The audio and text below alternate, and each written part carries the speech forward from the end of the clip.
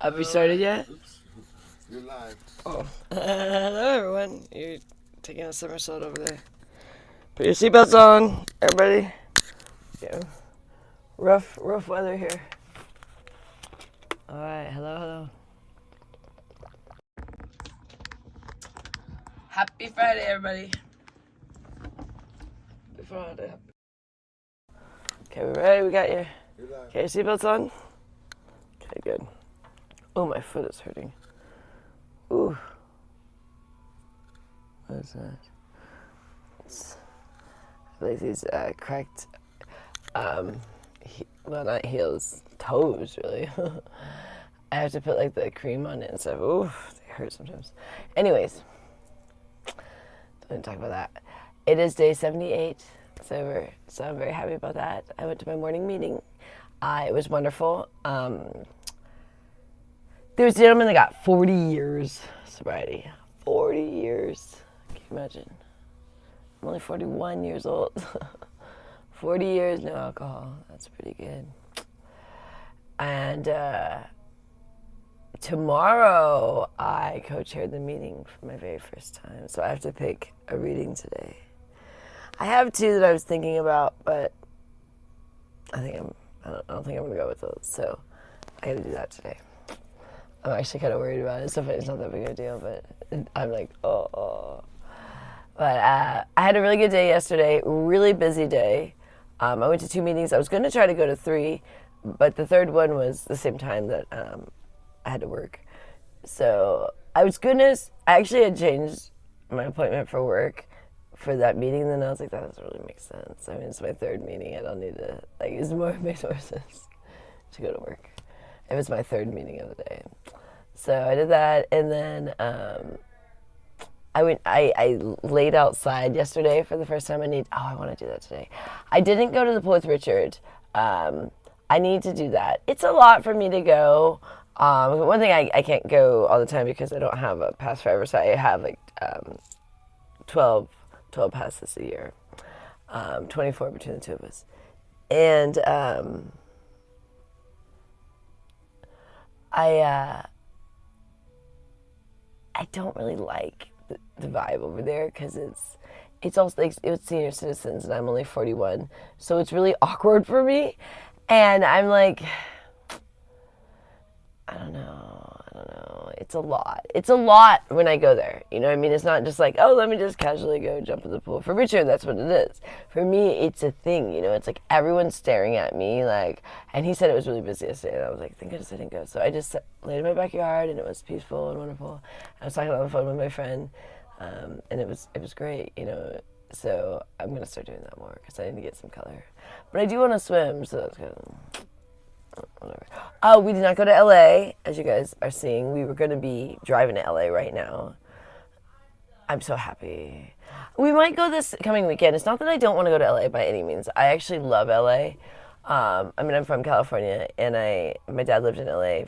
When I turned 10, they moved to LA, so from like 10 to 6 to 17.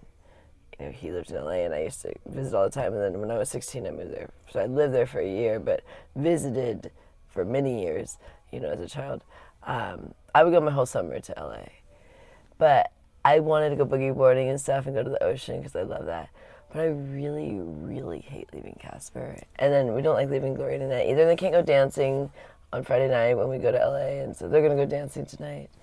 But it's really hard for me to leave my bunny Casper. And today, like, me and him, like, had our cuddles, and I think he's just, like, so happy. Like, you know, I don't know if he knew we were leaving or not, but, you know, animals are very intuitive. I always feel like he knows what's going on. He does know when we are leaving, like, if I have my suitcase, and then he does not like that. But I never brought out my suitcase, so if I had, he would have freaked out. But he was just so happy today, like, because we're here, and I actually got depressed at the idea of leaving Casper. And that night, like, I slept like a ton, and I was like really worked up because I thought we were going to LA. And it's so crazy because I want to go. It's like literally like Casper that makes me that upset. Because I don't like leaving him. He doesn't understand like how long we're going to be gone or anything. And it's only like 2 nights, but he's just being here pretty much most of the day. I mean, the only time we're not here is when we go to meetings or when I go to work, which is not for very many hours. And he does not like being left alone. And he, he doesn't have a cage, so he just roams the room. So when we're gone, that just must be so lonely for him for like 2 days, just roaming the room all by himself.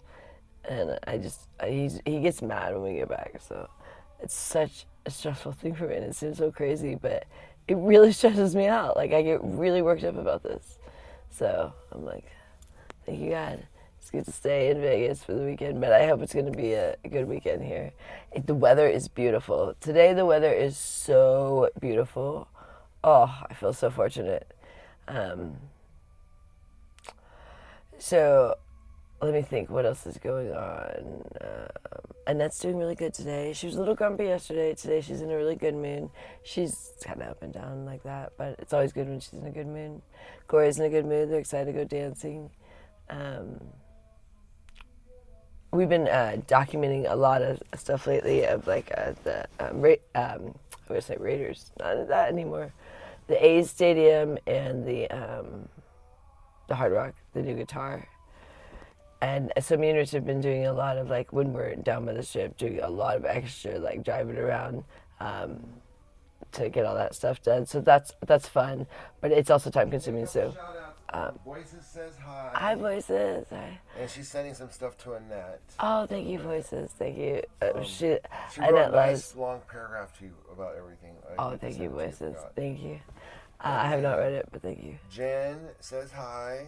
Hi, Jen. And also someone says, oh yeah, Joe Jaro says, when are you going to go back to cooking in the bathroom?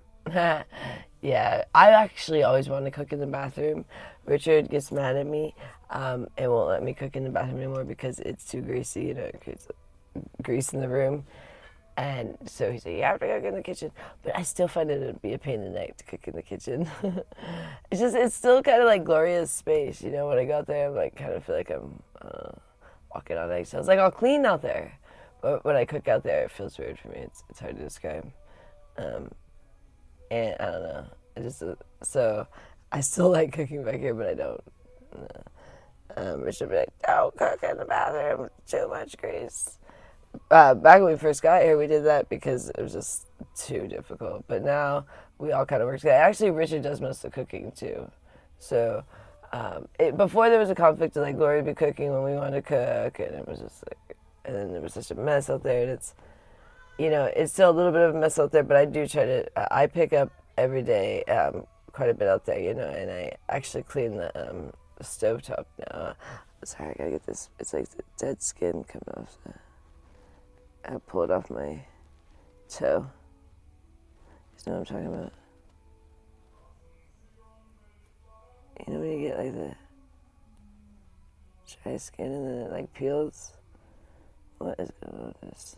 I'm getting tweezers. Alright. Toenail clipper, sorry guys. It drives me nuts.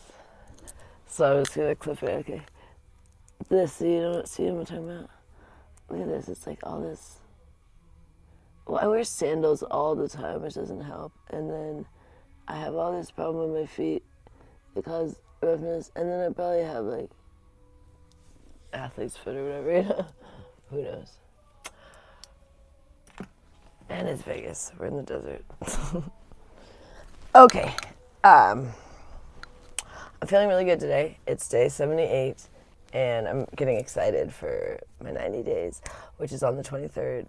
Which is a Thursday. Oh, Thursday, perfect. I had to look at the calendar. I like that number. I worked out that it was 23. It wasn't intentional. It was, this one lady that I was going to have as my sponsor, which now I'm wondering maybe that would have been a better choice. But anyways, sorry, I have like dry skin right here. I get so irritated when I feel something on my. Because ever that where you feel something on your face? What? It's like dry skin. And I gotta find it. She said, if you don't like your sobriety date, you can change it. Just go drink. I was like, that doesn't sound like a good plan. I thought she was going to say something more profound. Like, seriously, like, I don't know why. She's like, if you don't like your sobriety date, you can change it. And I was like, oh, really? She's like, yeah, just go drink. And I was like, Oh, I thought like there was like something else like, oh yeah, if you don't like that date, I was like, I don't know why, like it was just funny. It caught me off guard. And I was like, oh no, I don't want that. But I get a little frustrated with my sponsor because I don't like that I have to go to this other meeting. I'm starting to wonder if I want to change sponsors just because she's great, but I have to go to this other meeting that I don't like to go to, and it's becoming a real inconvenience for me. And I'm really having to jump through hoops. And then this week, like, I got asked to co-chair twice this week, so those were both the times I was supposed to go over there, and then it's just so now I'm not going over there when the days I was supposed to go over there, and then it's just becoming a mess. And I'm like, I don't know. I might need to get a sponsor at my actual home group because this is getting complicated for me. As much as I love her, but Richard's like, do not get rid of your sponsor till you have a new one. So I gotta decide who I want at my home group if I am gonna change, because it's really becoming difficult and it's getting harder and harder for us to meet, and then it's kind of like slowing down my progress up through the steps and stuff. I mean, not that I want to scream through them, but it's kind of starting to irritate me a little bit. I just feel like if I had someone at my actual home group, it would just go so much smoother. You know what I mean? But I know there's going to be like some hurt feelings. But I feel like this is like what I need to do for my sobriety. Like, I feel like it makes more sense, and it's just like the logical thing. Like, I'm literally jumping through hoops every week to try to like make this work, of like going over there, and then it never fails that there'll be like a conflict. People will be like, oh, so it'll be just maybe like one of my friends is coming on a certain day, and she goes, oh, I'm gonna be there on Saturday. You're gonna be there on Saturday, or I'm gonna be there on Friday. You're gonna be there on Friday. Oh no, that's the day I'm gonna be over there. I'll be like, because I was going there Monday, Wednesday, Friday. Then I started changing. Well, then this week I was gonna go Saturday. But then we were going to go to LA. But then I got asked to do a reading on Saturday. So now I'm like, oh no. So now I'm like, okay, now I'm not going to go till Monday. But then I'm supposed to do a reading on Monday, the co-chairing, and you pick the reading. And then I switched with Richard because I'm like, I'm supposed to meet with my sponsor on Monday. Huh? There's a rumor that you really love New York out there. Yeah, I love New York, yeah. Yeah, so much. But then Richard is going to co-chair on Monday to take my place, and I'm going to switch with him because he was going to do the next Monday. And then I thought, maybe I'll go on Tuesday, but I'm like, no, I'm greeting on Tuesday. And it's just becoming like, and then Wednesday, I'm like, oh, I don't like the Wednesday meeting anymore. I didn't want to go to a Wednesday. And then it's like, and then we're back to Thursday, Friday again, And so it's becoming more and more of a nuisance to go to that other meeting because, like, I just love my home group meeting. And it used to be that they were kind of both my home groups, but now it's like, no. CBS said that the doctor did not respond to their request. Oh, shit. Okay, we gotta deal with that. We'll talk about that later. Yeah, something for Annette. It's a pain in the ass. Oh, some of Annette's stuff is such a pain in the ass with dealing with these doctors, getting some of her stuff approved. It's just a pain in the ass. But anyways, let's see. So I think the problem is she's gonna get her feelings hurt a little bit. Also, she goes out of town a lot, and that's becoming a thing too, where she'll be like, I'm out of town this week, so we can't meet this week. And I'm like, I feel like she's been out of town more than she's been in town since she's been my sponsor. So, because she travels a lot, and I'm like, I don't know. She's really busy too. I think I might have to switch sponsors because it's just becoming like a real irritation over like all I have to do is switch sponsors, and then like all of this concern goes away. I get to go to my regular meeting. I don't have to like jump around meetings. I don't have to do any of these things. And it's not that she's like phenomenally better than any other sponsor, you know what I mean? I mean, she's a decent sponsor, but I think I'm gonna do that. I might not even go on Monday because I want to. Well, I want Richard to switch with me anyways because I don't want to do Saturday and Monday. They'll be tired of me. It's like too much of joy. But I wanted to go when Richard is doing his first co-chair. And then I wasn't going to be there because I got to go meet with my sponsor. And I keep missing things like that. Like I'll miss like, when Richard is doing something. And I don't know. I'm getting irritated with this. So what do you think, Rich? What is the question? I want to change sponsors. Oh, really? Yeah, because I'm tired of going to that other meeting, and like I really want to go on Monday with you. Well, until you get a new one, you need to keep her. Well, I know that, but Because you can't be sponsorless. well, yeah, no, but I already know who I want. I'm just not gonna say it to them. Oh, yeah, okay, good. No, it's. Good, you got somebody in your sights. Oh, I know who it is. You know who it is too. I just don't want to them. Actually, I don't. It's who we already talked about. Probably, okay, cool. Yeah, I think it would make it perfect because then I don't have to. Here, this person knows. No idea who you're talking about. This person already knows a lot about it, so I'll tell Rich later. She knows a lot about me and Rich already. So the biggest thing about most sponsors is they're nosy and pry too much, you know. Because, you know, you share things with your sponsor, but when you feel comfortable, you don't want the sponsor that's like just getting like 20 questions the day you meet them, huh? That irritates me. And then in your business too much. Is the person you're thinking of a female or a male? Female. Okay. Yeah, I'll tell you later. Okay, that's fine. Yeah. But I'm actually excited about this. Because I'm actually getting really frustrated about this. And it's like, it seems like such an easy fix to not be frustrated. How many Like, days clean and sober are you? 78 days. 78 days sober today. But like, I've been really worked up for a long time about this sponsor thing. And it's such an easy fix. All I have to do is pick a sponsor from my home group and like all of that sponsor issue goes away. Because most of my issue is that I have to go to this other meeting, that we're having trouble, you know, finding times to meet. Because if I get someone from my meeting, we can meet any time after a meeting. I'm there every day, pretty much, you know what I mean? But with her, I'm only going twice a week. And then if those 2 days a week, if there's a conflict, when I'm not, you know, like this week, she can't meet on Friday. And I now don't want to meet on Monday, but that's what we were supposed to. But we were supposed to meet on Fridays, but she can't meet on Friday. And then we were thinking Saturday, but then I got asked to be a co-chair on Saturday at the other meeting. And then Monday I was already co-chairing, but then I said, well, I guess I'll just switch with Rich so that we can meet Monday. Because then I said, can't do Tuesday either, because Tuesday I'm greeting. And then we're back, you know, to Wednesday. And like I said, on Wednesday, I can't stand that meeting over there on Wednesday. We used to go on Wednesdays. I can kind of stomach Monday and Friday, but Wednesday is, nah.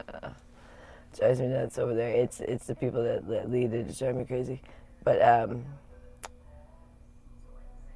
so, and I don't mean to be so picky, but the thing is I have a perfectly wonderful meeting that I love, and then I'm stuck in this meeting that I don't like. That's what's frustrating. If it was the only meeting, I would just accept it and be like, fine, you know, I need to stay sober. This helps me. But when I'm sitting there and Richard's like, oh, you're missing the best meeting over here, texting me, and I'm like, go F yourself. I'm stuck over here with these turds. Like, I really don't like this other meeting, and it frustrates me every single time. Like, I feel like I'm, like, being pulled in two different places too. And then I do like some people over there, but then they guilt trip me being like, oh, you like the other meeting better, you don't come see us that often. And it's like, well, yeah, I do like the other meeting. Huh? Was I accurate about that? Yeah, it started to really irritate me. It started to grind me. And I'm like, why am I doing this to myself? Like, it's literally my choice. I think it's just I don't want to hurt her feelings. I even in the beginning tried to kind of end it with her because she irritated me right from the start. Something she did. But she didn't really want me to, like, fire her in the beginning. So I let it keep going. But she still irritates me. She still does the same thing that I was irritated with in the beginning. And I just kind of have dealt with it. But then I'm like, but then I have to go to this stupid meeting, and then she's never available. I just think I'm better off. I already know who I want, so I just need to ask this person. I didn't know they'll say yes. This person will definitely say yes. Me and Richard have already talked about it. He just forgot. I'm excited. Actually, I thought of this. Because it's really been stressing me out. And it seems like not a big deal to you guys. It's a huge deal to me, and it's a big deal to sobriety. So you need to, like, you don't necessarily have to like your sponsor, but you have to be happy with the sponsor that you have, you know, like in the sense of like, okay, you feel like you made the right decision on your sponsor. And if you didn't, then you should change, you know, because when you first got in the program, you didn't really necessarily know anyone or know who was who or what was going on.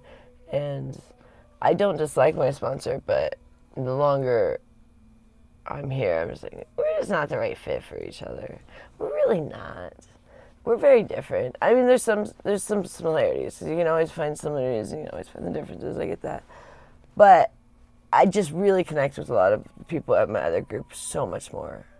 So it's like, why am I forcing this? It's not. It's just not, you know, trying to put a, you know, square peg in a round hole, and all I have to do is switch sponsors, and then I have a round peg. You know what I mean? So it just kind of like, all right, I think it's time. And it's more just me not wanting to ruffle feathers, you know? Like, I hate controversy. It's weird because it doesn't seem like that considering 2 years ago, the stuff we used to do out here. But I really don't like to confront people. I really don't. You know, it seems like that seems like crazy for me to say that. But I really don't. Like, I would rather, like, keep a crappy sponsor than, like, have to go tell her that something, you know. She's not a crappy sponsor, though. But I'm just saying that as an example. She's a wonderful lady. I really appreciate her. That's the other thing, too, is she's not a bad person in any way, or not that there are bad people, per se. But she's been very helpful to me. If something she could have been a little more helpful, I will say that. She hasn't been, like, a phenomenal level of support, but she has been supportive. And I have stayed sober, you know, with her as my sponsor. So that's good.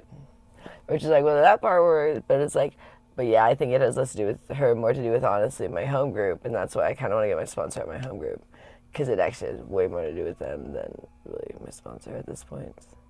I mean, if anything, like, I kind of, like I said, don't look forward to going to that other meeting. Just like drag my feet. So yeah, I think I'm gonna decide tomorrow.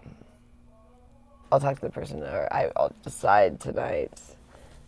I'll talk to the person tomorrow about my sponsor, and then I have to, which is like, you gotta get a new sponsor before you fire your sponsor. So I do know who the person is. I just gotta talk to Rich about it and see if he thinks it's a good idea. We've already talked about this person, so he did think it was a good idea before. But anyways, okay, that's my drama of the day. It's so not interesting to people that are not in the program. Like, what are you talking about? But let's see. I think Mets got killed yesterday, which sucks. Mets. I can never bet against the Mets, but they don't win every game, so it's tough. Sometimes I kind of feel like, yeah, they're probably not going to do well, but we don't, not that we bet on every game, but Rich is like, will you ever bet against Mets? I go, no, I should just not bet if I think they're going to lose, because no, I'm not going to bet against them, because then I wouldn't enjoy the game watching a game where I was betting against them. No, thank you. That'd be a terrible game to watch. But I'm excited they're playing again. There's a lot of hockey fans at our meeting that love the Golden Knights. I just can't get into hockey. I try. I really try. I mean, I want to, because I do love sports, and I don't like being someone that doesn't understand sports. Like, I mean, it's not that I don't understand hockey. I get the premise of hockey. I'm just saying, I don't know anything about hockey in the sense of, like, I don't know players' names. I don't even know all the teams' names. I know some of the teams. I don't know all the rules. I know the general rules. I don't really like all the fighting that occurs.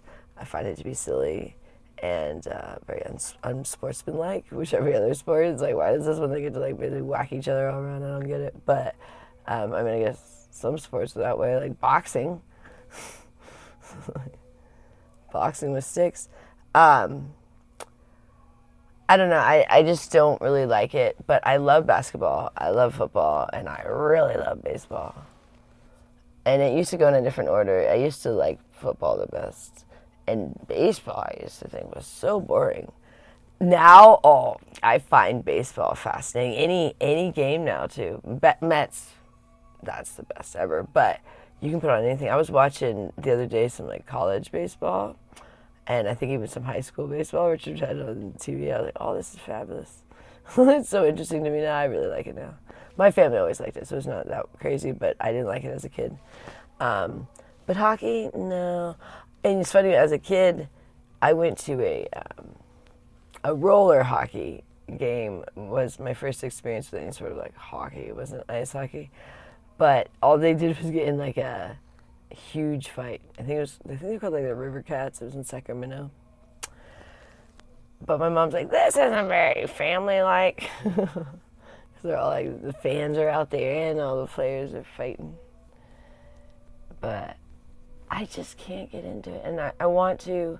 There's a guy at our meeting that has the season tickets, and he invited us the other day, but we were blogging and we didn't get the message till it was too late, and he needed someone soon because it was starting, and so he called someone else from the meeting, so we gave him to someone else, and we were like, man, it's all you guys' fault. No, I'm just kidding, but I'm like, it would have been fun to go because I haven't been to the T-Mobile Stadium, and he said, if he has another chance before the end of the season, he'll invite us. But I still was like, I just think I would have been bored though. You know what I mean? At the end of the day, I would have been happy to go to the stadium and check it out, but by the end of the game, I'm just like, oh, jeez, will this thing ever end? And if it went into overtime or something, I'd be like, poke my eyes out now. I just don't like hockey. I just don't. But look, I do have all this Golden Knights stuff. They just had all this stuff on sale when they first, I think it was their first season when they, everyone wasn't so gung ho yet. We got all this stuff all the places were kind of like promoting it.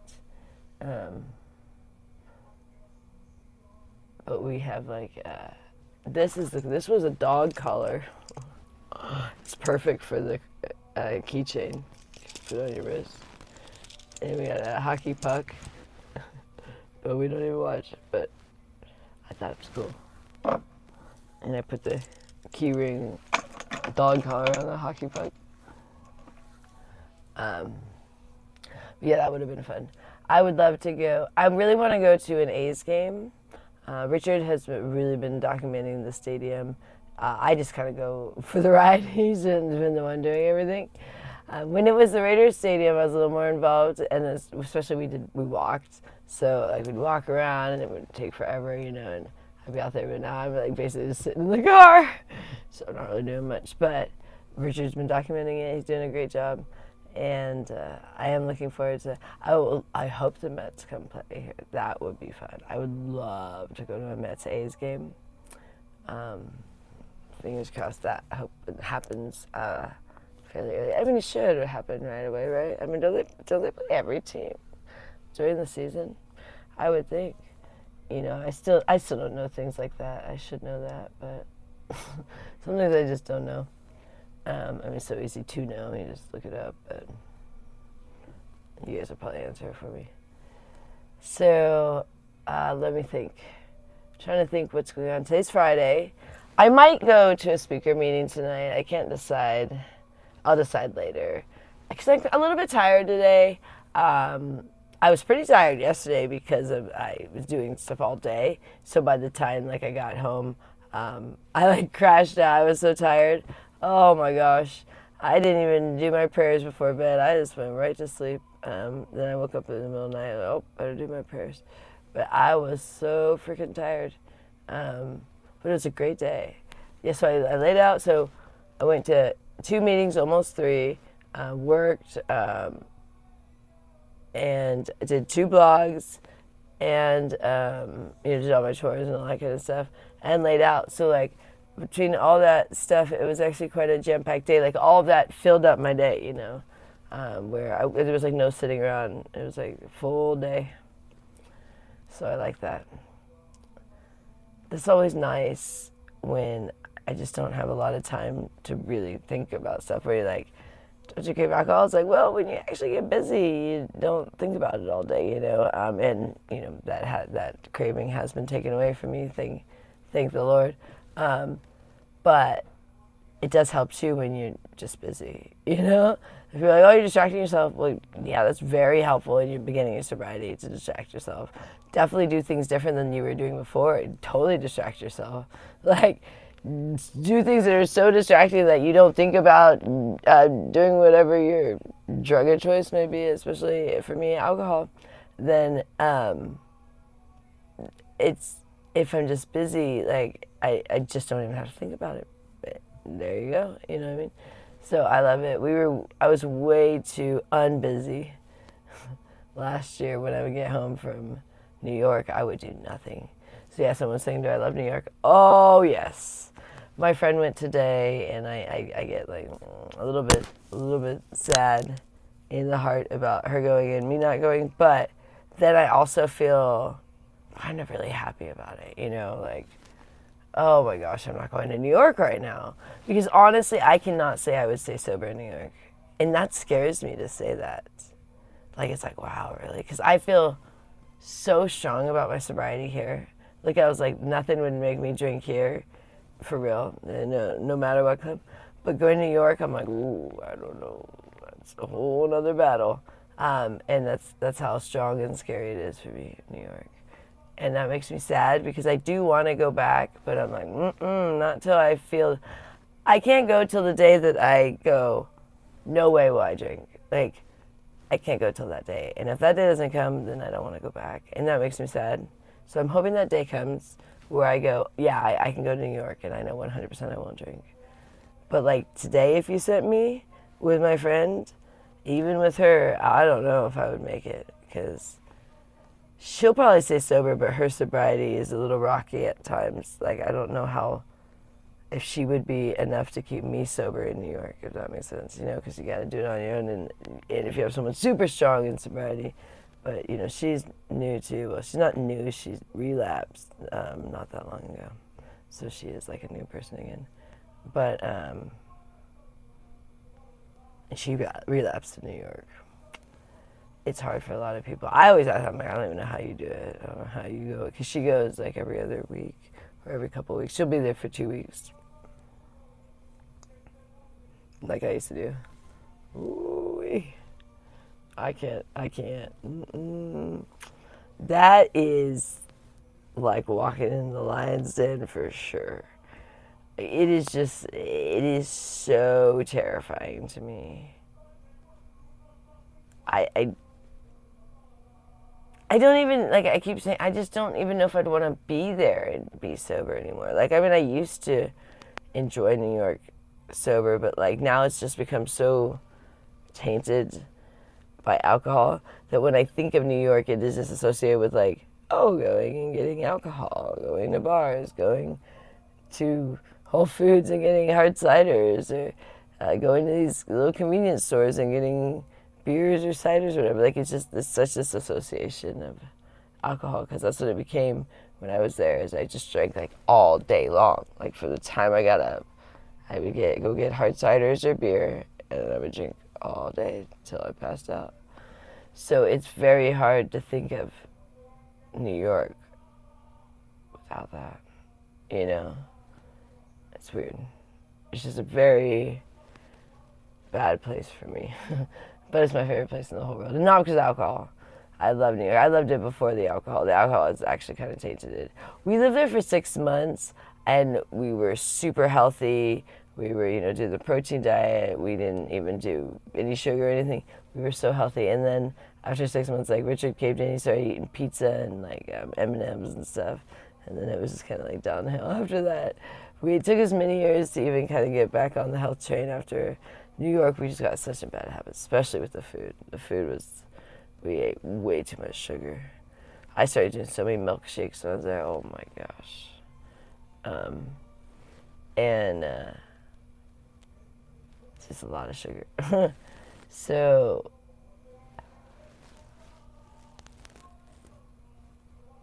excuse my yawning. I'm a little sleepy today. Yeah, I really did a lot yesterday. Like, it was a jam-packed day, and I've just been doing a lot lately in the sense of also just like talking on the phone and trying to, you know, help all these girls, it's draining.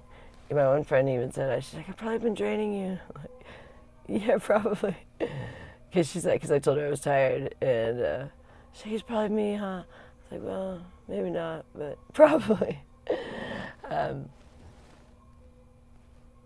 But I'm gonna miss her. She's gonna text me 24/7 though when she's in New York. I know that. But she usually goes to meetings, and so she wasn't there this morning, and it was good and bad. You know, it's good in the sense that she's a little bit disruptive. But it's bad because I do miss her. She's a good friend. So, but there was a new girl there today. She only got like 2 days, which is I just brings me back. You know, it's like so hard. You can see the people still like shaking and stuff when they're on there. You know, day 2 or in the first like week, and I really want to like make people feel welcome because people really made me feel welcome. I looked terrible the first day we went back. I wasn't even willing to go to the meeting that we go to now because I knew that the people were going to be very put together and very, well-to-do people. So I was like, no, I do not want to go to that meeting because I hadn't even been there. I just knew from the like location and everything where it is and just the vibe. I was like, no, I'm not ready for that meeting. So we went to like one like close to like downtown that was like, you know, pretty rough, and I felt very comfortable there for the first like week or two. But now, like, we would not want to go to that meeting at all. Like, it's just weird how we've changed, even just in 78 days. But that group is doing a big get-together this weekend, which we're going to go to. Because a bunch of people from our meeting are going to. So it'll be kind of combining it together, which is good because we get to see some of the people we haven't seen in a long time. Those people probably think that we, you know, didn't stay sober because we stopped going to that meeting, but we ended up just finding a different meeting. And once we, you know, found ours, we didn't want to go back to that one. It's a very different vibe. But it was funny because in the beginning I needed that for the first like week or two when I was still like kind of shaky or like just still bloated in the face, you know, or just like still feeling really out of sorts, not feeling myself yet. But I do miss, like, every meeting that we've ever gone to, people were so warm and welcoming. Because, you know, first it was in the beginning of our 30 days. So you have to raise your hand. But me and Rich got such a warm welcome from so many meetings that we do feel like, oh, we want to one of these days go and check in with some of those other meetings we don't go to anymore. Because they were just so nice. I actually bought my big book from the meeting that we're going to go to the event on this weekend. Richard got his book was given to him from a lady at our meeting because I already had a book. She said, "Do you guys have big books?" And I said, "I have one. And we're sharing it." And she said, "No, you can't share a book." And we're like, "Well, we didn't want to buy another one." She's like, "Well, I'm going to give you one then," and so she gave Richard one. So that was sweet. But I paid $20 for mine, which I think it was like 14, but I just had to keep the change because it's donation. But I wrote in it where I got it and stuff, so it's like, it's cool. It's kind of like, oh, I'm going back. It feels like a lifetime ago, even though it was only less than 78 days ago, because... Well, no, take that back, because actually, it was more than 78 days ago, because remember, I went, 24, 25 days before that, my one and only relapse in sobriety here, was January 22nd. But I started going to that place on December 28th. So, actually, yeah, it's been a long time. Well, not that long, but I mean, it's been a minute. It's been, you know, almost 90 days, or maybe even over 90 days for that, because I almost get, again, the 90 days. I was so mad that I had to reset it when I was like at 25 days because, you know, you're so close to 30. Are you doing nunchucks today? I could go out there and do No, they want to know. Yeah, I could do some nunchucks. And also, you're having a lot of compliments on your 78 days. Thank you. Congratulating you on 78 days sober.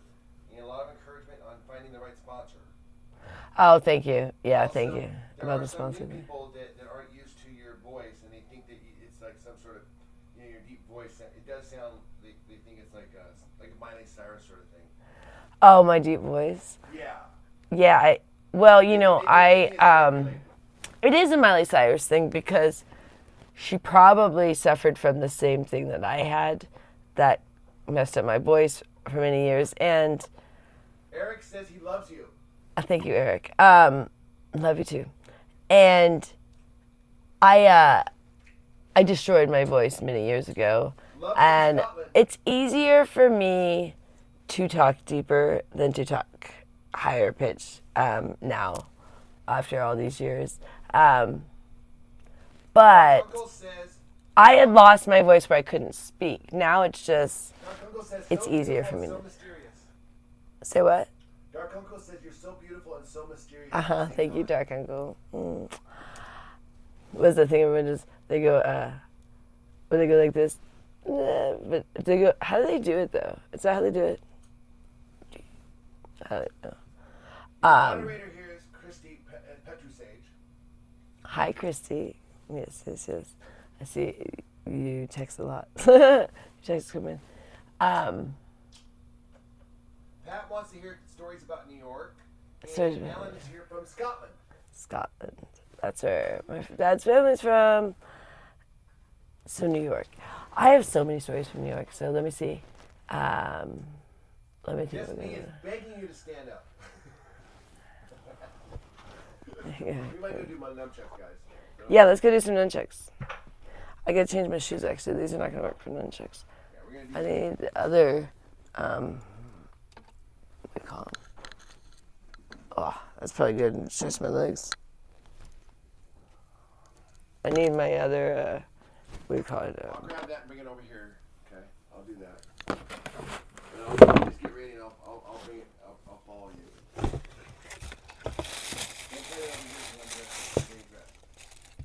Yeah, no, I'm using them. And they have to watch me using them. You guys have to watch me. So, what was I saying? New York. Let me think of a good New York story. Oh, I got a great New York story. Well, you guys might not think it's great. No, I didn't think it was great at the time either. What's your New York story? You'll know it, but you gotta wait. So let me get my sunglasses. And then I gotta get my nunchucks. I think I'm gonna get a tattoo that is of the program. Well, look at you guys, my look at how much better it's gotten, but it still looks pretty ugly. So this is about 200 new people. Over a year ago now. This was in March 2025. One of my drunken things is I decided to tuck and roll out of the back seat out of the car because I didn't want to be in the car anymore while Richard was driving, and he wouldn't stop the car, and he didn't know I was going to get out of the car. He just thought he would say, "Don't." No, he thought he could say, "Don't get out of the car," and keep driving, so I wouldn't get. But then I didn't listen, so I decided tuck and roll, and I was like, "Oh, it's terrible! It was bleeding everywhere." I lost a shoe. I hit the concrete so hard that my boot flew off, like a boot flew off, and then I'm like walking with one boot, and I'm like in so much pain, and Richard's trying to like, Joy, and I'm like, no, F you, and I walked like miles to a bar with no money on me or anything, so I get to the bar, and I'm just like, figure I'll use someone's phone to call Richard to come pay my tab too, because luckily bars usually don't make you pay right away, you know. Explain what you're doing. Like you pay at the end. Things in your hand. What those are. These are nunchucks. So that's my drunken story, and that's why I'm gonna do nunchucks outside. This way it's significant to get a sobriety tattoo since it was a drunken scar. And they said it might eventually go away, but I don't know. Who's they? Oh, I went to talk to a tattoo expert that I wanted to see if I could get a tattoo when I was in Manhattan, and she said it's too new. She said you have to wait at least a year, but she said there's a good chance that's going to go away pretty much. But it's still quite a bit. But it has gotten way better than it was. She was right about that, but I don't know if it's going to go away completely. Here, oh, ow. Can you close the door. Oh, I need my, I'm gonna sit out there for a second, so let me get my towel. This is a towel for everybody that's always crying about this American flag. I just like it, but it's a towel. It's a towel, it's not, I'm not sitting on the flag. It's a towel. Rich, you coming? Are you bringing this? I live in a dirty hallway. The ladies in the dirty hallway.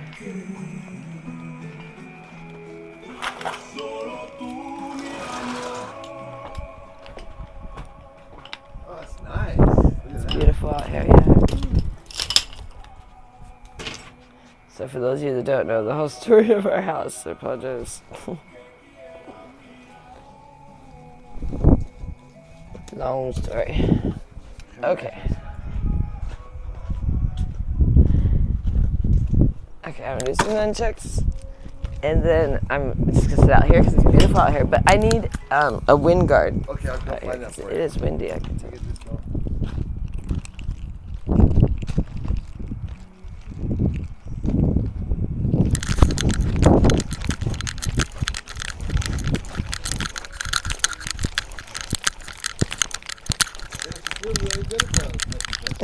Thank you.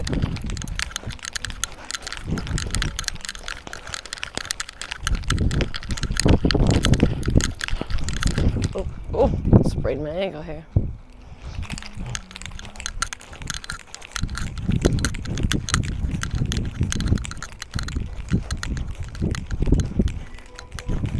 Yeah, these a good workout at all? Yes, they're a fabulous workout.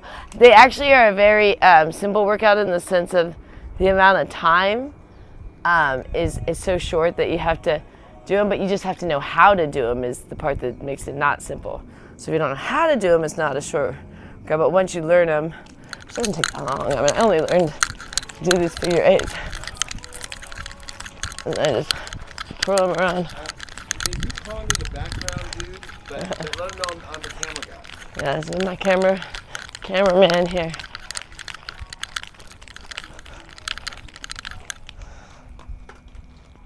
They call me the background dude.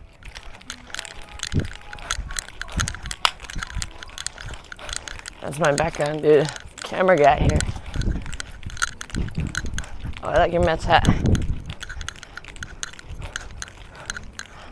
When's the game today? 4. Oh, okay, good. I don't like when it's too early and then I miss it. I'm always bummed when I miss the game. I was like, darn it. Okay.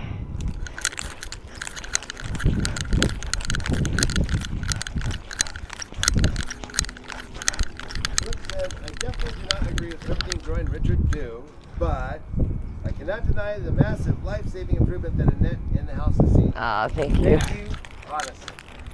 Thank you. Hold on. Very nice. What was the name? Brooke. Thank you, Brooke. Appreciate that. Okay, one more spin and then I'm gonna pop a squat. It's beautiful out here today though. So I'm just gonna sit out here, but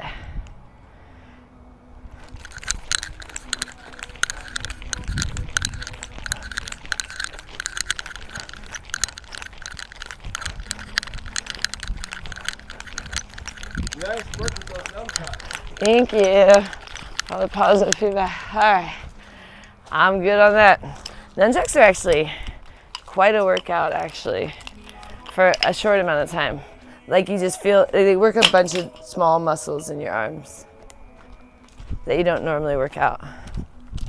What an amazing view you have. Yeah, I got the Las Vegas Strip right over there. It's pretty nice. Pretty beautiful. Can't complain. Oh, so a New York story.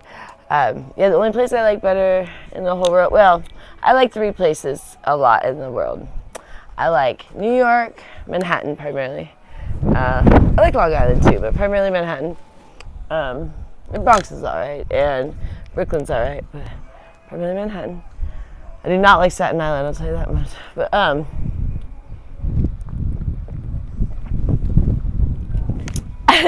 we were watching some movie. Someone was saying they were from Staten Island, and the lady's like, my condolences. She said, yeah, Staten Island sucks. But anyways, when we, let me close this door because I think we have the air on.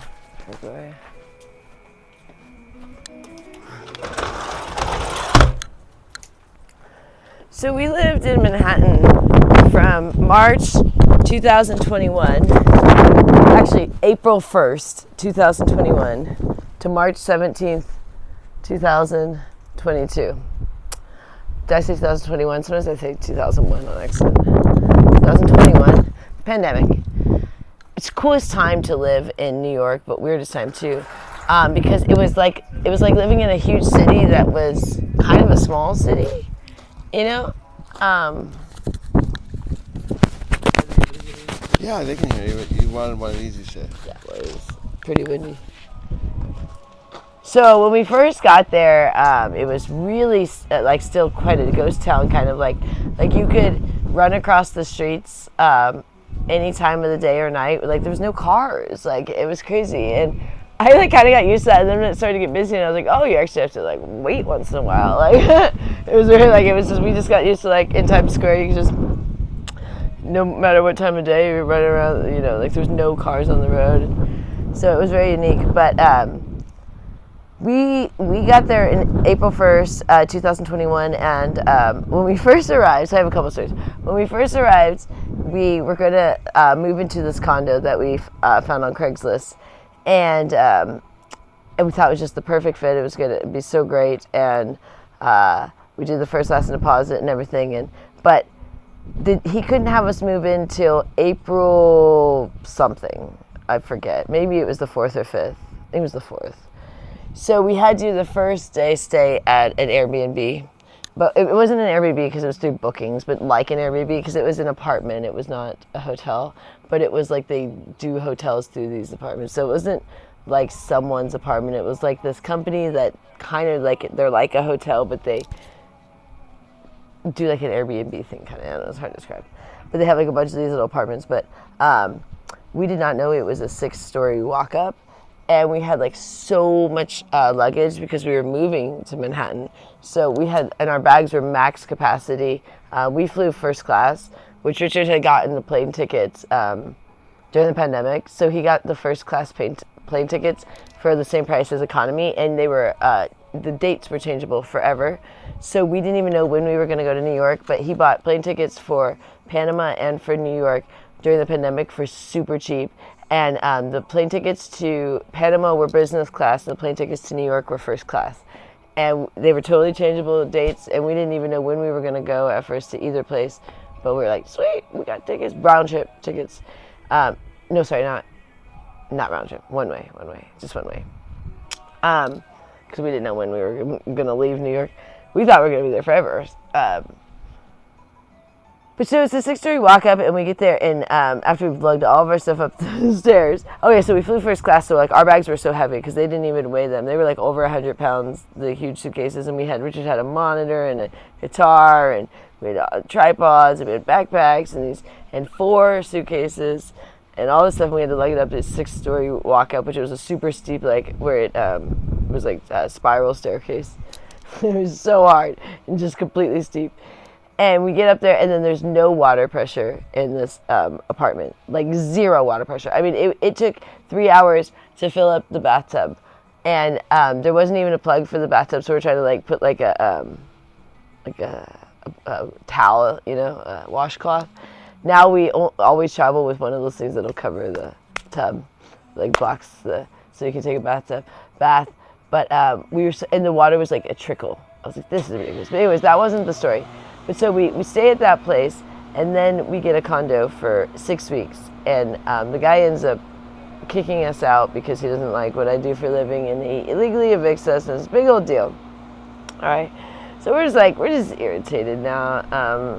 So we try to get another hotel, and it comes a night rates. Is one company that's like kind of like an Airbnb thing again, but then they have this weird deposit thing, and they end up charging us like $2,000 for this deposit, and we're like, what? And then we're like, no, cancel that. But then they were like, hold our money. So now we're like, ah. And then so we get this one hotel, and luckily it has like a kitchenette. We're like, oh, score, because that was the big thing. We like to cook our beef. Um, but we get there, and now, and then, you know, this is so cool because at first we were upset that we had to live in a hotel because we're like, how are we going to cook our burgers? Because, you know, that was our thing. And then I realized that the fridge doesn't work. And there goes 15 pounds of organic beef at like $10 a pound. I'm like, oh, fabulous. So now it's like completely rotten too, and it smells rancid. And I'm like, oh no. And I put it in a black trash bag, and then I put it in the hallway, and then I get embarrassed because I was like, I don't want them to know this is from us. Like, this is embarrassing, this trash smells. So I put it like down the hallway a bit, like in front of someone else's door. And so the guy from downstairs comes up, and he goes like, what is wrong with your trash? Why does this smell so bad? And I go, that's not my trash. So yes it is. I go, no, it's not. This is someone else's trash. He said, this is your trash. I said, no. He says, you're the only people on this floor. It's your trash. And I was like, oh. Like, your fridge is broken. All of our meat went bad. He's like, why did you lie it wasn't your trash? I don't know. I was embarrassed because it smelled. He's like, yeah, why'd you put it in the hallway? What was I supposed to do with it? So after that, I never put trash in the hallway. I would take it down myself, and go like, take it outside and just throw it out myself. But I was so embarrassed. That was like my rude awakening with Manhattan hotels. Because I assumed there would be other people on the floor, but it was a pandemic and there was no one else at the hotel. We stayed at this one hotel, this massive hotel, ended up going out of business. That was the one that had so much fraud. But it was such a big hotel, and there was like 5 people staying there at any given time. And the hotel probably could hold probably had like 10,000 rooms. I mean, it's one of the biggest hotels, like biggest hotels here. And maybe that's an exaggeration, but it's somewhere around there. Because I know like the MGM holds like 5,000 rooms, I think, like that. And it's bigger than that. And there would be like 5 people. It was so crazy during the pandemic. So they did a lot of this thing where they had what they called the residents, which was they allowed the homeless people to live in hotels. Oh dear, was that a nightmare. Because it wasn't a nightmare that there was homeless people. It was a nightmare that the homeless people all had to have kids, which meant they had strollers. And what that meant is this one hotel, they only had 2 elevators, and one elevator broke. They only had 2 elevators for the whole hotel. It was in Times Square. For maintenance, for the maids, everything. 2 tiny little elevators, and one of them was broken. And during the pandemic, they decided not to fix it. We stayed there over like a 6-month period. We stayed there several times, and they never ever fixed it. And I kept going, the elevator is gonna break because everyone's getting on this elevator. We're maxed in here. Everyone's with their strollers. Why it was a pain is all the homeless people had strollers for their kids. So everyone would get on the elevator with their strollers. The maids could never get on there. You can never get maid service. It was ridiculous. And so one day that elevator broke. So they have 0 elevators, and it's like a 36-story hotel. Well, I had a client that I didn't have to go downstairs. By the time they got it fixed before I had to use the stairs. But he had to walk down 32 flights of stairs because we were on the 32nd floor. Like, sorry about that. And I was just like, this is just what they do. It took like 4 hours for them to get it fixed. We just waited in our room. But it would take so long for that elevator. You would wait in the lobby when the one was working. Sometimes you'd wait in the lobby for 30 to 45 minutes waiting for the elevator. And there was no way to access the stairs from downstairs. You could access them to go from upstairs down. So I'm like, are you kidding? I can't take the stairs even if I want to. Up.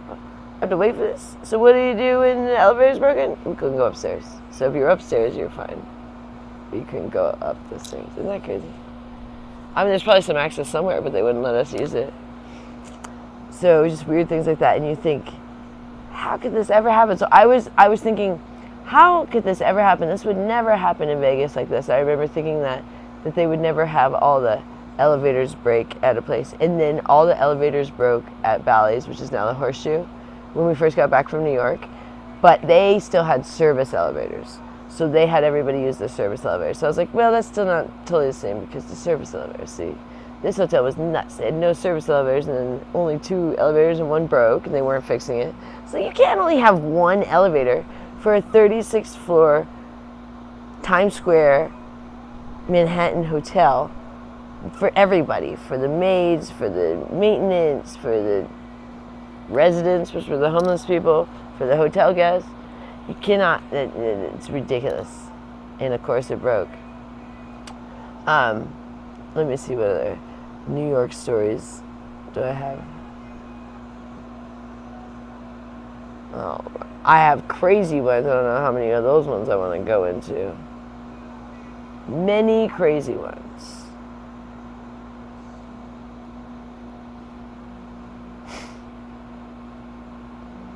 I won't get into most of the crazy ones. But, one time, me and Rich, well, not one time, a bunch of times, we had to cancel our card because of fraud, because there's one hotel. I thought it was multiple hotels. It turns out to be just one hotel we kept staying at, and then every time we stayed there, we had to get a new card. It took us a second to realize. It took us like 5 cards to realize. I kept thinking it was them, but Richard loved that hotel so much, and they always had great deals, because they ripped you off on the other side. And, we gotta stay there, look at the great deal. Oh, it's the biggest rooms in Manhattan. It really was, because they were just ripping you off. But it ended up going out of business. I was reporting them to every entity. I really did. I contacted the FBI, the Better Business Bureau, the DA, whoever you contact for bad business. I don't know, all those different things. And I contacted Visa and stuff because it was a Visa fraud thing they were doing, all this stuff.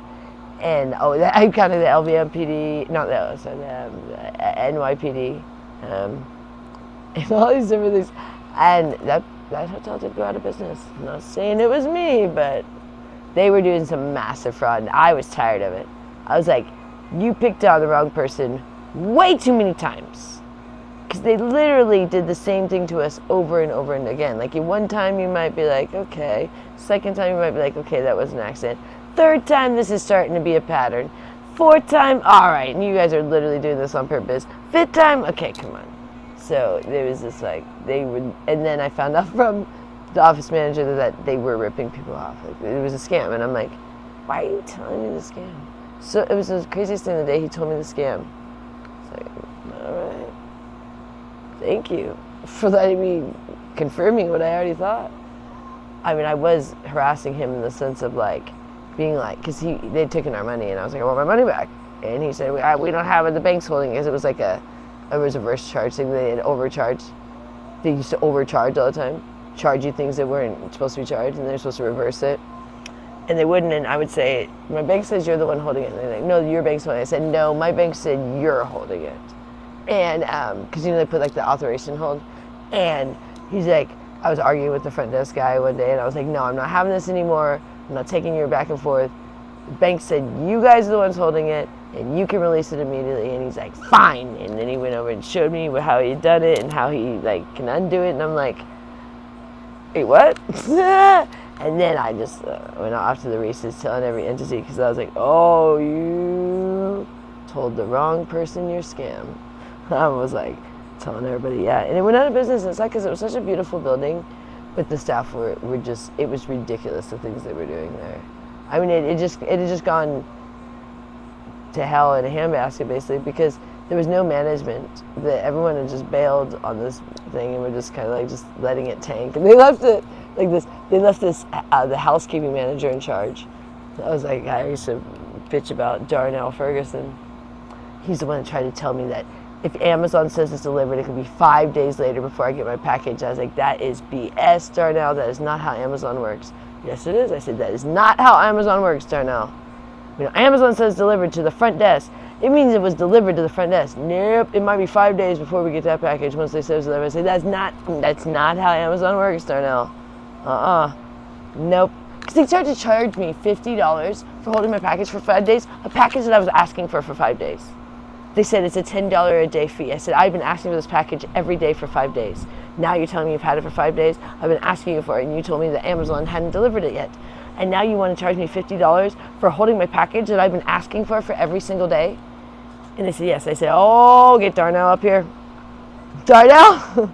Remember when you told me Amazon did not deliver it? Now you guys are saying they did, and you want to charge me $50 for the thing that you told me Amazon had not delivered. Remember this? I was not letting these people walk over me. We stayed there so many times that it was like getting old with the same shenanigans. They pulled the same shenanigans every time. They charge you for delivering your bags to the room when they didn't deliver your bags to the room, like you did it yourself. And you're like, I didn't have the baggage guy come up here. And you get a fee for it. And you get a fee for like room service and stuff like that. Like, I didn't order room service. And like all kinds of things like that. And then you wouldn't get your deposits back. $300 deposit every time you checked in, and you never got the money back. Such a scam, that place. So I had some words with some of these people. They did not like me. I remember. It was pretty funny though. I go running down the stairs. I remember the front desk manager, he would pretend he was in a meeting, and I was like, he's not in a meeting. I can see him right there. I need to talk to him right now. I'm like, get him out right now. I can see him right now. He's not in a meeting. I can see him. He's trying to hide from me. I see him. I need to talk to him right now. I was such a pain in the ass, but they were pissing me off. That was in 2022, I think. What a mess. But let me see. So we ended up having to stay up in the Bronx a couple nights. And we went up all the way to 242nd. And we got off on 241st. And as soon as we got off the subway, because we took the subway, it was like a 2-hour subway ride from Manhattan. We get off the subway, and like there's all these police, and they're like, were you guys here last night for the stabbing on the subway? And we're like, no, unfortunately we missed that. I'm really happy we decided to come get a hotel right here. We stayed at this hotel that had it had no way to lock the room, which made us so uncomfortable. Like the padlock thing was broken, and the lock thing was broken. We're like, well, not sure how we feel about this, not being able to lock our room at all. But so we asked if we could change rooms, and we went to the room, and it had almost the same problem. I was like, no one want to lock rooms around here? It seems kind of weird. I like my hotel door room locked, especially when I'm sleeping. See, I don't like that if it's unlocked while I'm sleeping. It makes me feel uncomfortable. Oh, that's just weird, especially if I'm by myself. But yeah, I've had the best times in New York. I had some crazy times when everyone came to visit me. Oh, last trip, that was a nightmare. There were some fun times during that time, but it was primarily a nightmare. When Grace and Lalo and Ben all came. Wow. I don't remember a lot of that. But I don't like to get into that drama. You guys saw most of it on film, so I don't need to explain what happened then. You guys know more than me. But there was some good moments there. Very few, but there's a couple of good moments. We had some fun. I remember when we went to Brooklyn, I was so drunk that I passed out at that. They wanted to go to some gay karaoke bar or something like that. Turned out to not be that on that night or something, I don't know. So there was nothing going on. There was 5 people in the bar. And so I ended up getting wasted per usual when I drink. That's how it goes. So I don't drink anymore. And I passed out at the bar in Brooklyn, but then I was the one, that we took a subway there, and I'm the one that knows how to take the subway. And I somehow woke up and perked up and got us all the way back to Manhattan. And we had to take 3 different subways. And all of them were actually impressed. I don't even know to this day how I did it. I was so drunk. And I was like, I'll get us to Manhattan. And I got us some. I know how to do the subway, that's for sure. I'm very good at taking the subway. I have a lot of experience taking the subway. I love the subway, so I'll take it whenever I can. I mean, I'll take it to the airport. I'll take the LIR sometimes, but I usually just prefer to take the subway even to the airport if I can. The Long Island Railroad is more comfortable, but it's more a pain in the neck to me. I just love the subway. I'll just cruise. Some places I stay, I can take just the subway. Other places you have to take the Long Island Railroad, or I try not to ever take an Uber to the airport. It's too expensive. Not unless I overslept because I was drunk on the train and fell asleep and missed my stop. Then I've had to take an Uber part of the way. I did that, I think it was last trip or the trip before. let me think. Me and Rich, we went to the Statue of Liberty when we lived there. It was a super hot day at the Statue of Liberty. Like when we were on the island in Manhattan, it was actually chilly, and I was thinking, do we need jackets? And then we get to out there where the statue is, and it was so freaking hot. It was so hot. I couldn't believe the contrast. I guess because you're just right out there in the ocean, and it was like just... So we walked around, and I was just dying. It was so humid and hot that day, but that was fun. We did that, I think, in 2021. We did a lot of the real touristy things when we first got there.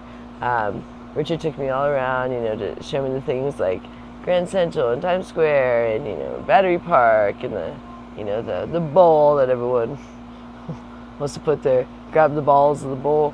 And, uptown and downtown, all the East Village, West Village, the statue. We went to this monument. We went to the Guggenheimer. Oh, good night. Was that a bore? Man, we were all excited to go to the Guggenheim Museum. We got tickets, and we thought it would be so great. That was the most boring thing I've ever been in my whole life. That is a scam. There is nothing in there. I'm like, did they forget to put any art in here? I mean, I don't get that thing. That thing, if you've ever been there, my condolences. I don't understand that place at all. Maybe in 1980 or something it was cool. It's not now. So after doing that, we were like, I think we're good with the museums in New York. So we didn't go to another museum. But we did go to, there's this not a monument, it's an art piece. It's in Hudson's Park, and you basically just walk up it. I forget what it's called. Oculus, that's the other thing. Oculus is the mall. I forget what it's called. But it's over there in Hudson Yards. Hudson Yards. And it's right there by the Whole Foods. It's basically this circle-like thing that's an art piece that you walk up, and I guess someone had jumped off it and died, so they require you to go with another person, because people try to use that for a way to go. And so I guess it's a big deal with this thing, like that. It became a big deal that people were doing that. So you actually have to go with another person, and they ask you before you go up, are you right? You're not feeling like harming yourself today or something like that. So very interesting, but it's not that interesting of a thing. That was probably the most interesting thing. It's like, oh really? Wow. I would have never thought that. It's just a weird thing. But people in New York, people have thought of everything and done everything. So. I went to Central Park. Oh, when I was visiting, I did the horse ride. That was expensive, but so fun. I'm glad I did it, but I wish I had known how much it would cost. It was like $200 for that thing, like $180 or something. I had no idea. I was envisioning like $40 or $60, not like $180 to ride the horse and carriage through Central Park. And then I got my painting done too, or my drawing of myself. I thought that was going to be around $40. Another $180 purchase. Richard about died. What are you spending this money on? I said, oh, it's a drawing of myself in Times Square. It's like, why would you? So I didn't know it was going to be that much. And he already drew it. And then when at the end be like, never mind, that's too much. Take it back. I didn't know what to do. I had no idea it was going to be that much. Got blindsided. So let's see what other stories, what other things. Been to Long Island a lot.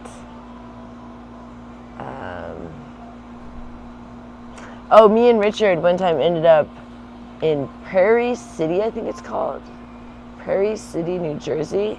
We had no. I'm looking on bookings for hotels, and I don't think about that.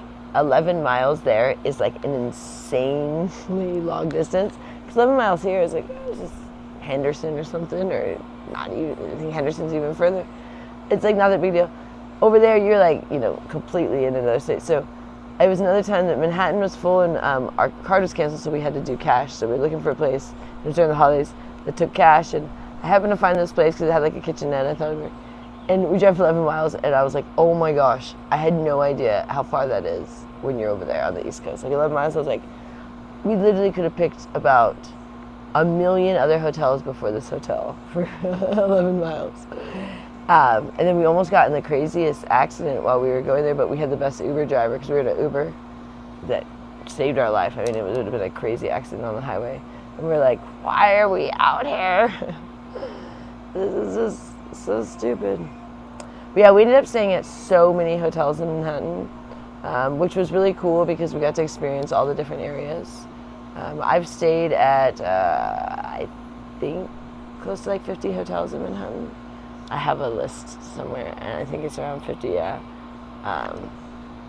And that's not all of them. There's a lot. So I love Manhattan. I really miss it. My mom is from North Babylon, Long Island, and my grandma's from Queens, and my grandpa's from Long Island. So my family was all about New York. My mom ended up leaving New York when she was 18 to go in the Air Force, and she only went back once when she was 19, I think it was, when my dad asked for her hand in marriage. My grandpa, they went back to New York, as before I was born, of course, and my grandpa said no. My grandpa said, you cannot marry my daughter to my dad. And my dad said, well, then F you, basically. So they got married anyways, and they ended up getting divorced, but like 13 years later.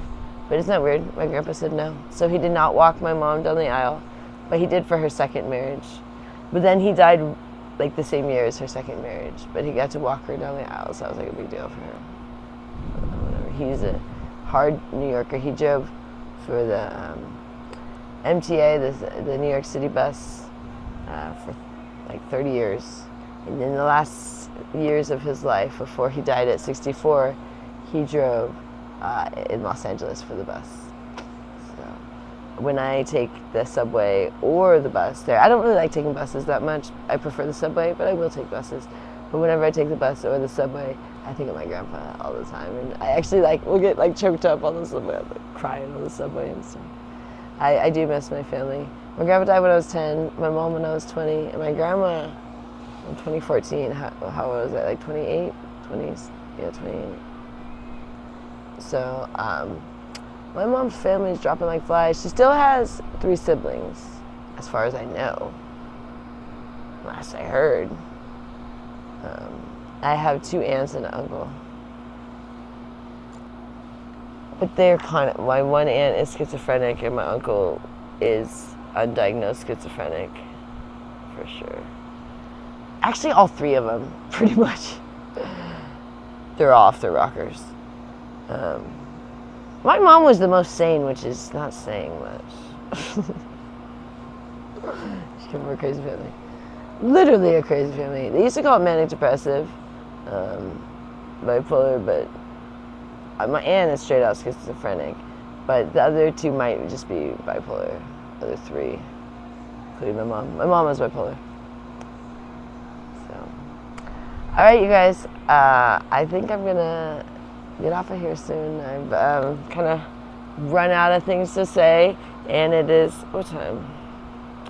12:35. I'm about ready to have lunch. Rich came home and made us breakfast after the meeting.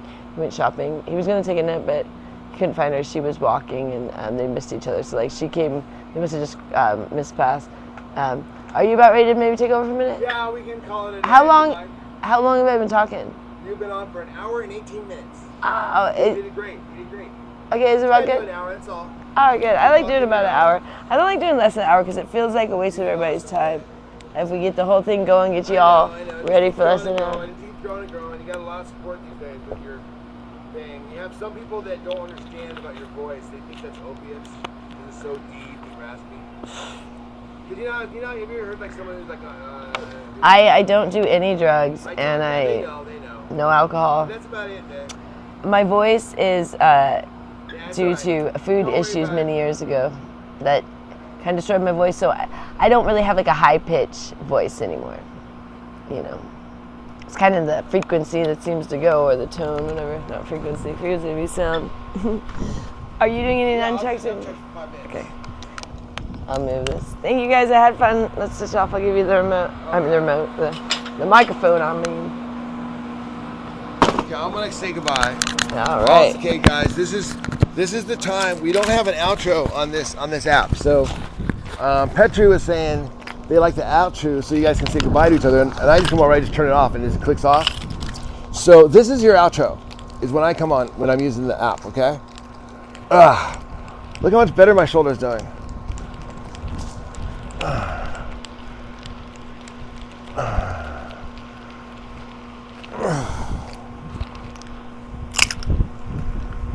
Thanks for liking and subscribing, guys. Really appreciate it. And thank you, everyone. Thank you, Josie. Good to see you, Josie. Good to see you, McDougal's. Trying to think who else is out there. Thanks for all the positive vibes. You know, I try to, I filter the comments for Joy because it's otherwise she's just going to be reading that all day long, and it's hard to get your train of thought going, especially when you have trolls and stuff. So you guys know how it gets. Man, what are we going to do this weekend? You guys have any ideas? See, this arm's a lot better. I can do this one all day long. But it's this one that's a little bit tough.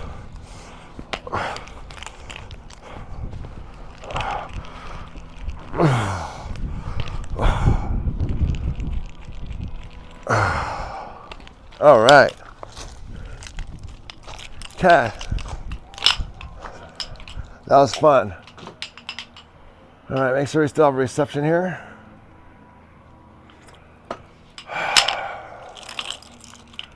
Hello, hello, hello. Hey, Pelican. What's up, chicken guy? Remember we used to have a chicken fingers that would come on here all the time? That was kind of funny back in the day, wasn't it? Chicken fingers. He had a very interesting vibe to him. And then there's 4 Seasons. Have not seen those guys in a long, long, long time.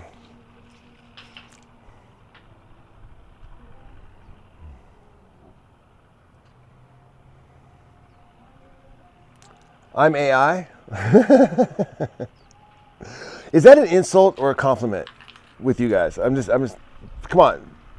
Human to human, bro. I know we're from completely different gens, but is like, cause I get that a lot. You're AI.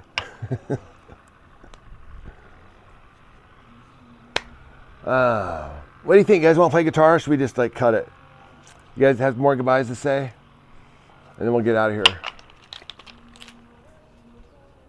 Hi, Destiny C. No way. Yeah, Destiny. Now, Destiny C, are you the Destiny who's in Australia or New Zealand? I can't remember which. I think you're Australian and you're in, or no, you're British and you're in Australia. I can't remember.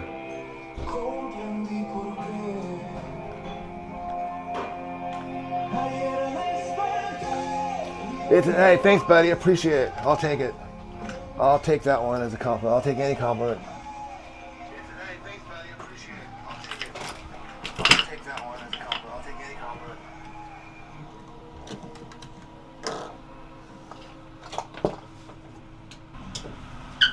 Okay, so this is your outro, guys. So this, you start saying your goodbyes, okay?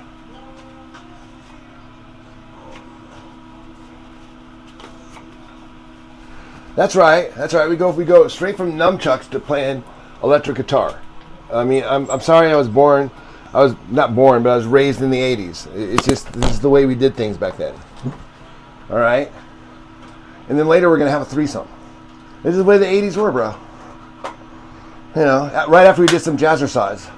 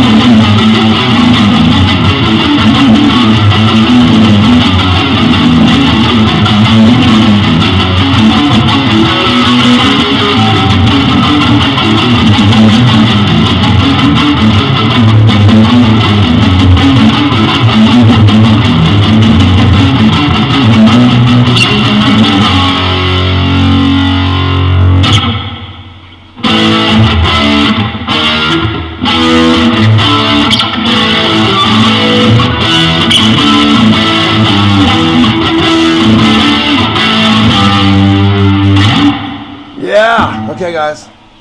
Next up.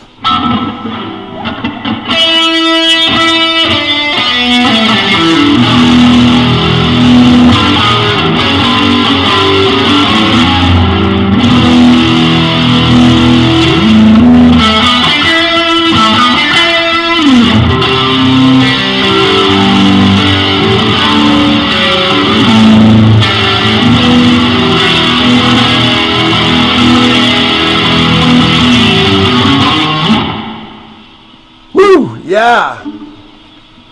All right, that's what we do here. We do nunchucks, then we go straight into some Van Halen.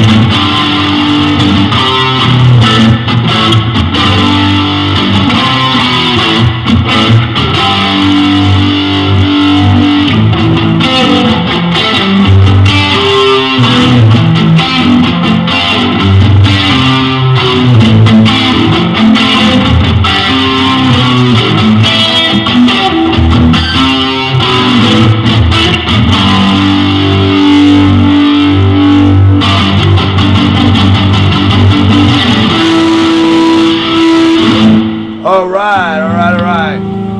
Let's engage with the chat a little bit, man. What's going on, chat? Ain't talking about love. Yeah.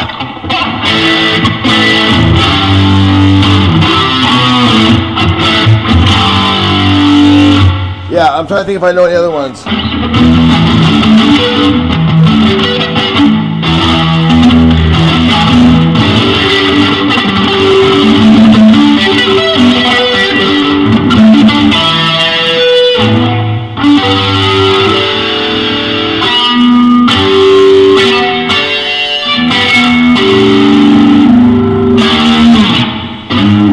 Ain't talking about love. Like I told you before.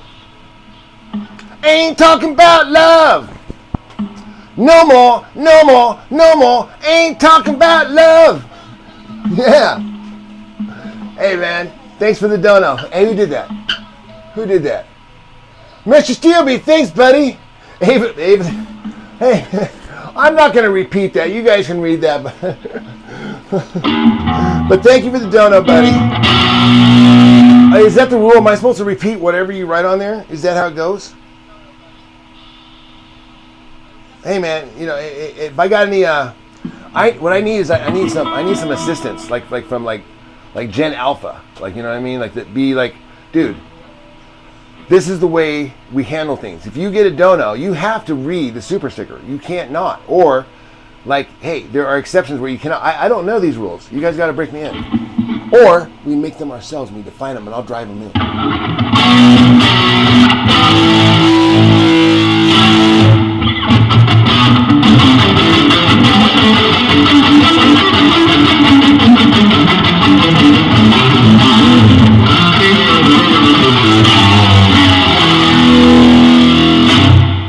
I think it's rocking pretty good.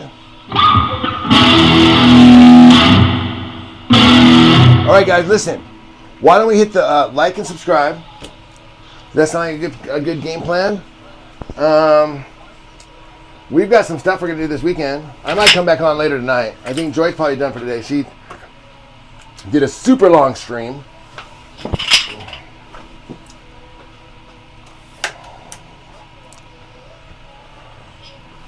Oh.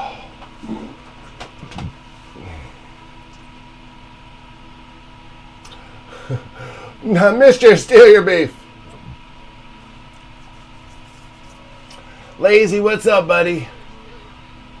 Adriana, good to see you. Hey, Matiko, nice to see you guys.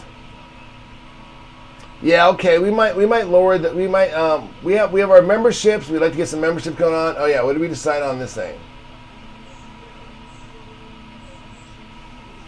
Either way, okay. Either way wins. Good to know. Good to know.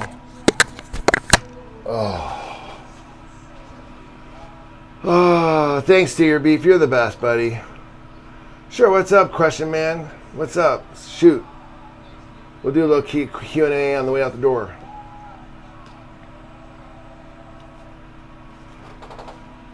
Rich, where's all... Man, Pat, you keep asking that question, don't you? Well, first, number one, none of your business, right? But if you think that we take handouts, you need to stop saying that right now because A, you have no evidence of that, and two, it's false. So based upon zero evidence and just saying that, because we have shit you don't have, and we can do shit you can't, you start spreading lies about us. Pat, is that American? Is that the way you do things?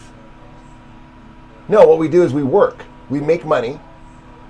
Ideally, when you're in your 30s, 40s, and 50s, before you're 50, but in your 30s and 40s, take the money you're making and stick it into an annuity or a REIT, or better yet, some asset that's going to pay you a dividend every year or monthly, even better. And you don't have to do anything. They just send you a check every month. Now you have to set that up. You can't just do that right away. You've got to save your money, invest in something, and cross your fingers and hope it comes out. So when you're my age, 60, you got money coming in whether you need it or not. Now in my situation, I could have done better. I am telling you my advice of things that I did that I could have done better. Now if I could go back and do it, man, I'd be like, dude, focus on this. Fuck this over here. I waste a lot of money opening up businesses, doing stocks, fuck that. My grandfather was all about the dividends, and I thought, fuck the dividends. I want the skyrocket. I want the big cash. I want the triples. You know what I mean? See, the dividends don't pay triples. The dividends pay like 10%. Not super exciting when you're 30, but when you're 60, that adds up and it comes in and it really helps out. What I did for my career, I started out in software. I was a programmer, but I immediately moved from that when I was like 23. They moved from that into sales, into executive sales. I was kind of like, this is the 90s, all right? So I'm talking to people that do not understand computers at all. So they're like, we need a guy who understands computers, and none of the sales guys understand computers. I mean, they kind of do, but they don't.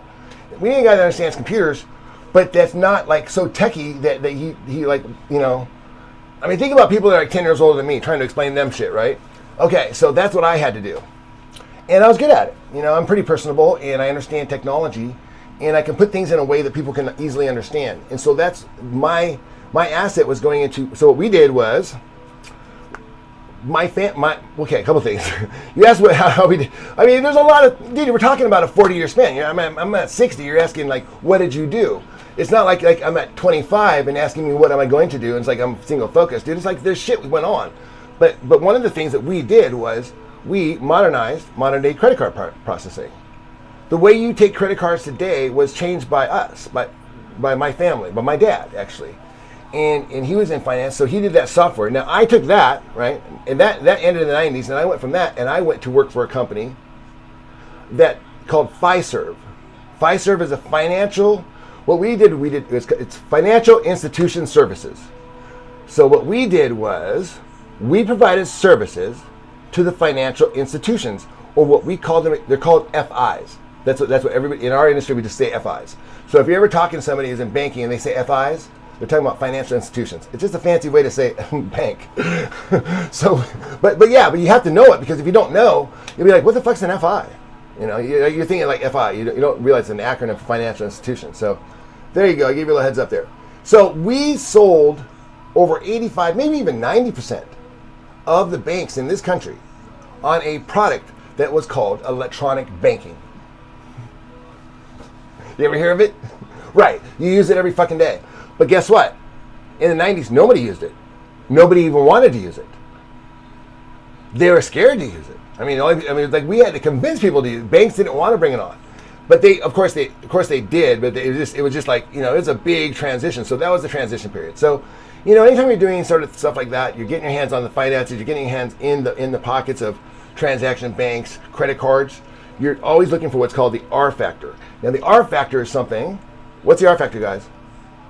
Not relationships. The R factor is called residual. Whatever deal you're putting together, you want to make sure you're getting a residual, all right? Banking is great, and back in the day, it was payments, and that was all. Every time you did something, we get 0.00001 cent. You know, it's like, what was that movie where they skimmed a penny off? No one noticed. It's kind of like how banking works. Like when you cross your credit cards, everybody's taking like 1/100th of a penny of that transaction. Everybody is, but they're talking about millions and billions of transactions, so it adds up. But everybody wants that R factor, so you got to figure out a way you can do a value added and put your R factor in there, so you get like a tenth of that, a hundredth of that penny that gets transacted. And Fiserv was behind all of that, and Fiserv still is. Now, a lot of the big banks, like Bank of America, Chase, I'm trying to think who's left, but those guys, what they'll do is they will build their own internals because they're big enough they can have their own internal. But however, they weren't as good as our software. So we had Bank of America, we had everybody. We rocked. Thanks for asking, man. I appreciate it. You know, not a lot of people ask about me. They don't ask what I do. All they do is they just look at me and they just start throwing projections. Oh, I hate him or I don't like him. They never say, hey man, what did you do? What did you think? So whoever asked that, thank you. That was a very thought-provoking question that challenged my intellectual capacity to the point where I brought back some memories that I hadn't thought of in many moons. And for that, I am grateful. Jody, John Doe, sorry. You know, you get old, your eyes go bad. And I'm reading white on white. Yo, Gooey! Hey, there you are, McDougal. I thought I saw you in here, man. What's up?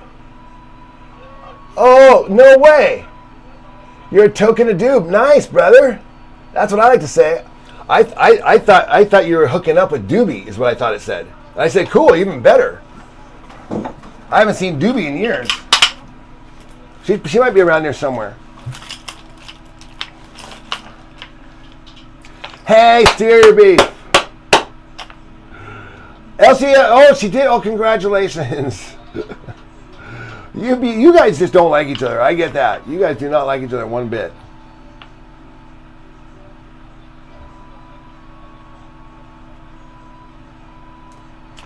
But anyways, hey guys, thanks for hanging out because, you know, I mean, I know Joy, look, everywhere I go, Joy is, I'm old, right? Joy's young. I mean, she's vibrant, she has a lot of energy. I just kind of work, I don't need to be center stage. Like I said, someone asked what I did. Man, was I in my 30s and 40s? Dude, I'm bringing electronic banking to the banks, dude. I was center stage, you know. I had my moment in the light. And then I did other things after that too that even more spotlight. But that was probably the big thing there. It probably influenced me a lot. And then after that, I just kind of like, you know, went to Aspen for a while and took a job bartending at the Aspen Ski Company, which is where I served Ivanka Trump. True. And her mom, and even the late, great O.J. Simpson. Everybody. I served everybody. Carrot Top. Everybody went there. Everybody went to my place. Not to my place, but to the place where I worked. Rich, you're not 60. I sure am. Well, okay, 58. But let's put it this way. If I said, hey man, you owe me 58 cents, right? And you said, hey, all I got is 2 quarters and a dime. And I would say, would you make me give you back those 2 pennies? Or would you say, Dad, just keep the 60 cents? Or would you make me find you 2 pennies for that 58 cents that you owe me? What's up? Richie Rich, John Doe. Yeah, listen, it's Friday. We're just having fun. I mean, it's not even a thing anymore. Your tax, really, not really. How does your tax money pay for me? Because I pay taxes. So where's my tax money go? And by the way, it's not your tax money.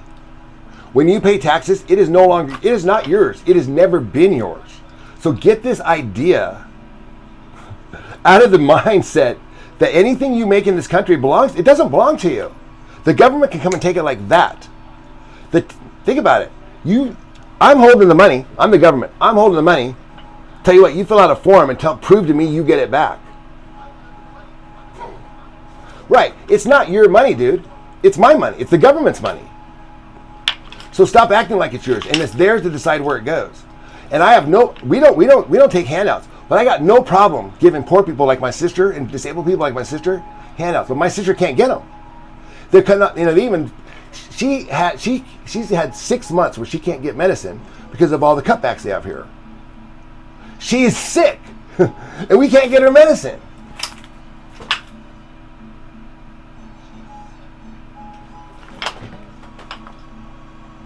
So the thing is that, I appreciate you, but you see, if it was your money and you were left to divvy it, what you would do is, you would, as you view it, tax dollars are my money.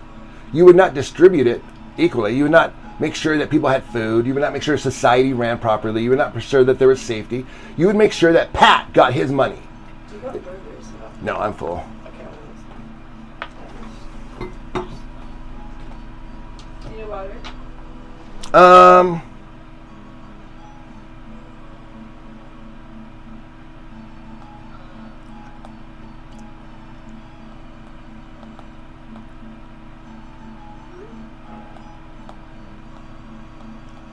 You know what I mean?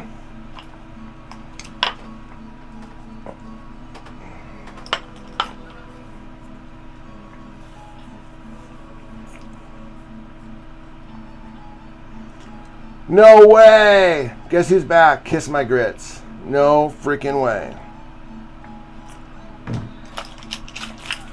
Pat, let me ask you a question.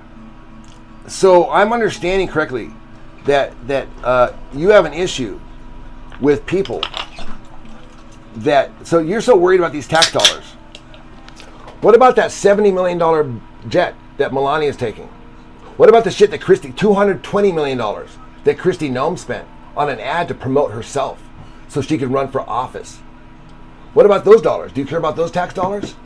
Because that's a lot more than whatever money you're worried about that Annette or any poor person could possibly be taking.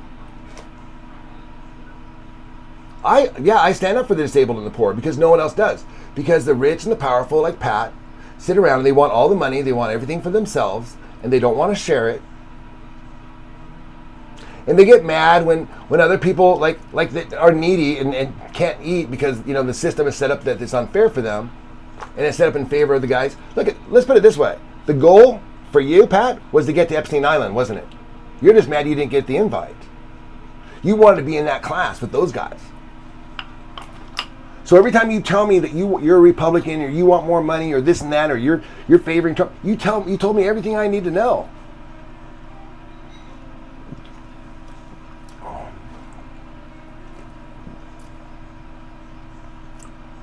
What's your job? I want your job. I want the job where I get to sit around on YouTube all day long and chat with people. And who's paying you to do that? I'm just curious. What function are you providing by going on YouTube, sitting at home, not doing anything, and typing? What does that do for society?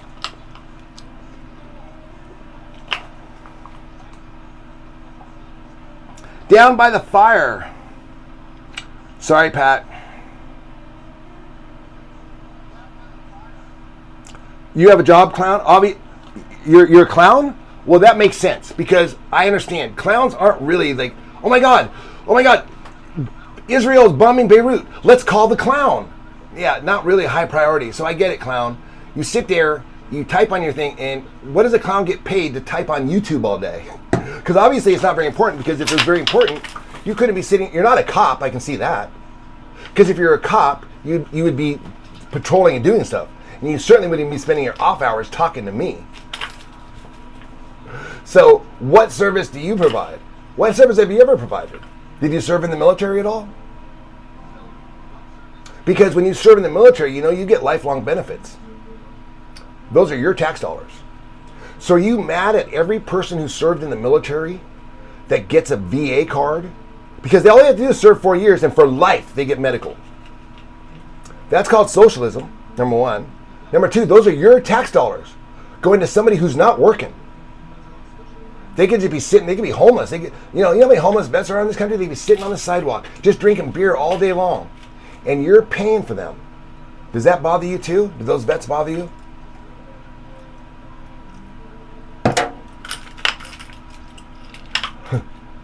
Okay, Jessica, I now know that you've never served a day in your life except maybe a drink to a person. But sorry, I'm talking about serving your country. No, you don't have to wait 20 years to get VA benefits for life. And you would know that if you ever served a day in your life. So before you tell me that you've never served a day in your life other than drinks, Jessica, I'm guessing you've served plenty of drinks, but I don't think you've ever served your country. Because if you did, you would know that yeah, you do get VA benefits. So Pat, you got a problem with that? Jessica, it sounds like Jessica has a problem with that too. Serve 2 years. You get out, you got VA benefits for life. Oh, I'm wrong? Jessica, tell you what, click the link right now and tell me how long have you served, Jessica? Tell us. When did you serve?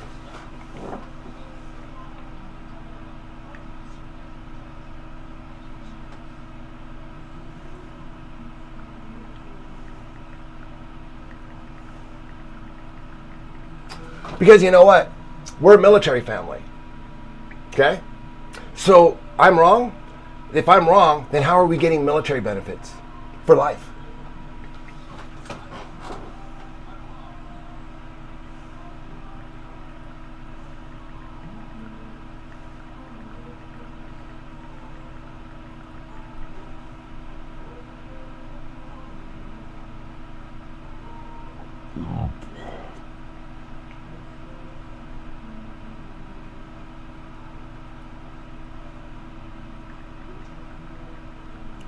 So, Jessica, you're saying you have to serve 20 years, and she knows this, right? And she's telling me about how smart she is with this job, and she's so worried about where the tax dollars are going, and she's an expert, right?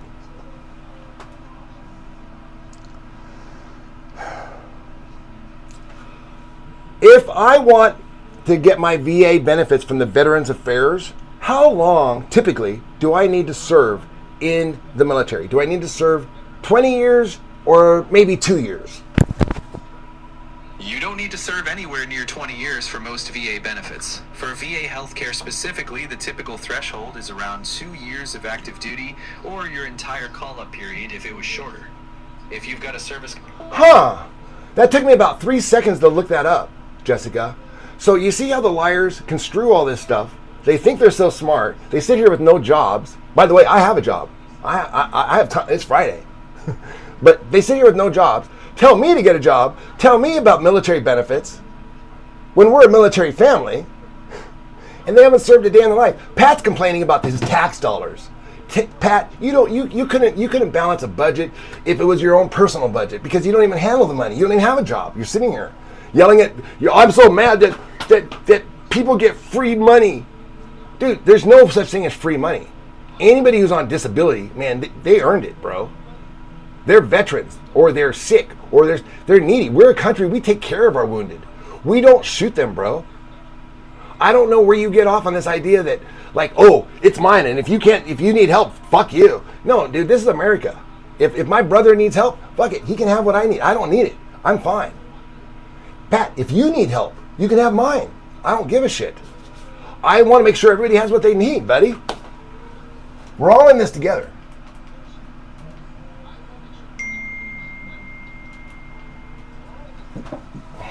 Steal your beef!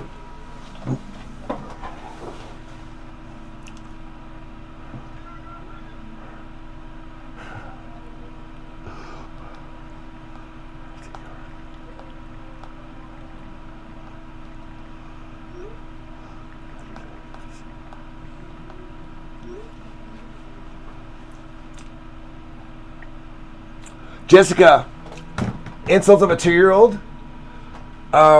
You must be the worst mom on the planet if your 2-year-old literally throws insults. Because the only way a 2-year-old would know to throw an insult is by listening to you. So you're around 2-year-olds that throw insults? Wow. So not only did you not serve your country, You're a terrible, terrible woman who can't raise her children properly. You raise 2-year-olds that throw insults. Who does that?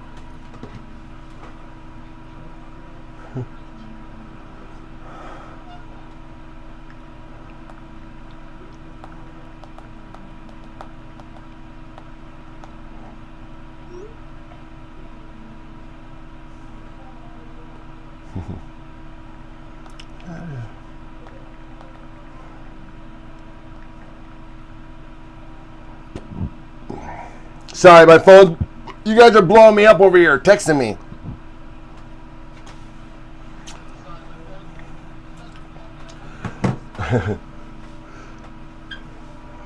Jessica, you're back.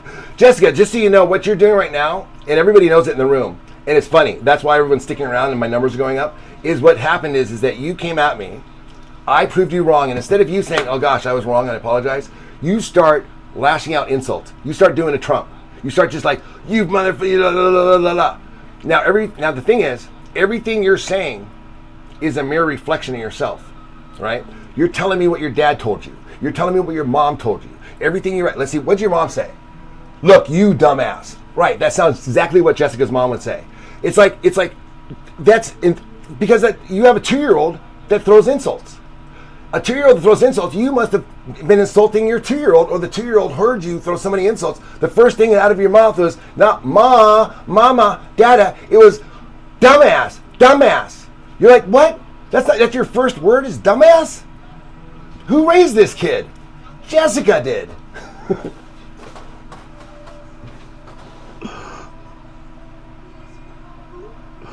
Jessica, I'm just kidding. But you see how absurd you're being, right? Instead of apologizing and admitting when you were wrong, you're clearly wrong. I think it's pretty obvious. You didn't know shit about military, yet you're talking out your ass like you know everything. Just like the haters on Reddit, they talk out their ass like they know everything. Just like LCW, who accused Joy of stealing a house, when obviously if we were stealing a house, we'd be gone by now because there's not enough money to last. Where's the money coming from now, LCW? Where? Huh? Right. So your theory that we stole a house and are stealing money from here doesn't add up. If we're traveling around and making money and I have a job and we're doing stuff and the house is getting better and things are getting better and the bills are paid and the house is no longer in foreclosure, then your little theory that you can't back off of is going to hold you down. It's going to cause you to keep getting drunk. It's going to cause you to keep drinking. And until you realize that, hey, when I admit that I'm wrong, I'm actually opening my mind. I'm actually opening the door to be correct. But as long as you double down, as long as you do this stuff, you will just, right into the grave. You will take it right, or to an insanitarium. People go crazy trying to be right, man. Look, I'm not saying I'm right. I'm not saying you're right. This isn't about that right now. What I'm saying is stop fighting all the time. Stop arguing all the time. Stop trying to find shit that doesn't exist.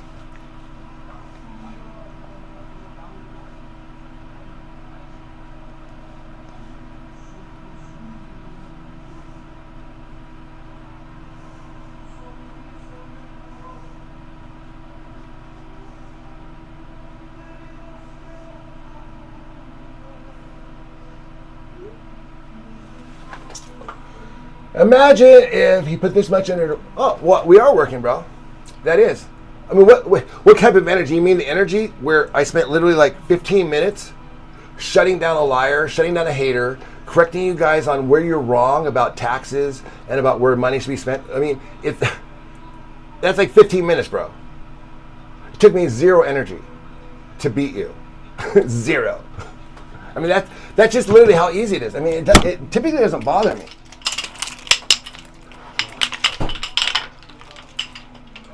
Okay, I think have I been on, speaking of which, I've been on here for 15 minutes, haven't I? It's almost been 30 minutes, jeez. Okay, my bad, it's been 30 minutes I've been here. Okay, well, I've enjoyed myself thoroughly.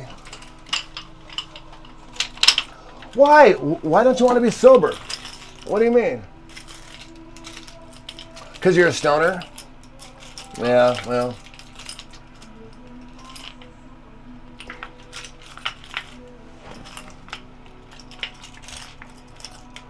Well, tell you what, is it impeding your life in a negative way? I mean, are you happy? I mean, do you wake up depressed? Do you wake up, are you spending money you don't have?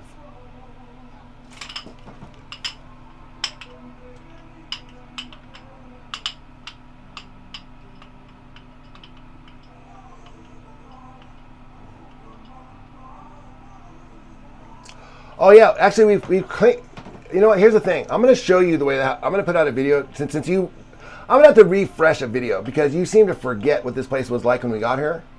This place was you couldn't even walk. This room you couldn't even walk in. This place, we spent the first 2 months here, and we documented. You can look at the videos, taking out trash bags of garbage and trash, cleaning this place out for 2 months, 3 times a day to the dump. We'd clean, load up black trash bags. We got the videos. Go look at them. Dark Uncle will show them to you. He's been scouring the old archives. Black trash bags, 3 of them, filling them up in the back of that E320 that we used to have, and driving them to the dump. And we did that every day for 2 months. 3 times, well, maybe not 3 times a day. I mean, once in a while it was like that, but definitely every single day for 2 months. And that's how we got this place cleared out because it was that bad when we got here.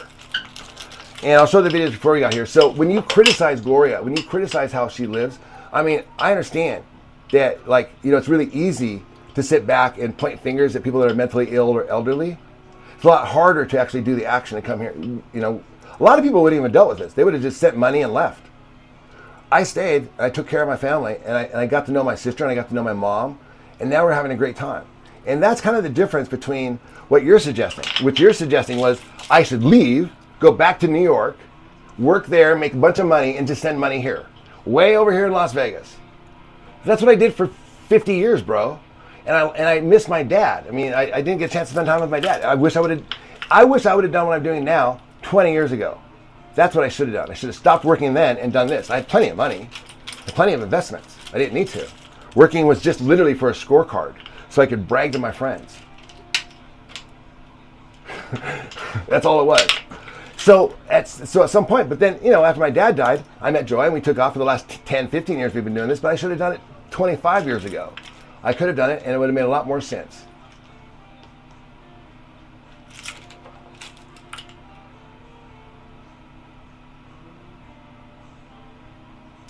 Oh, Jessica, contrary, nobody believes you actually, Jessica. No. Oh, really?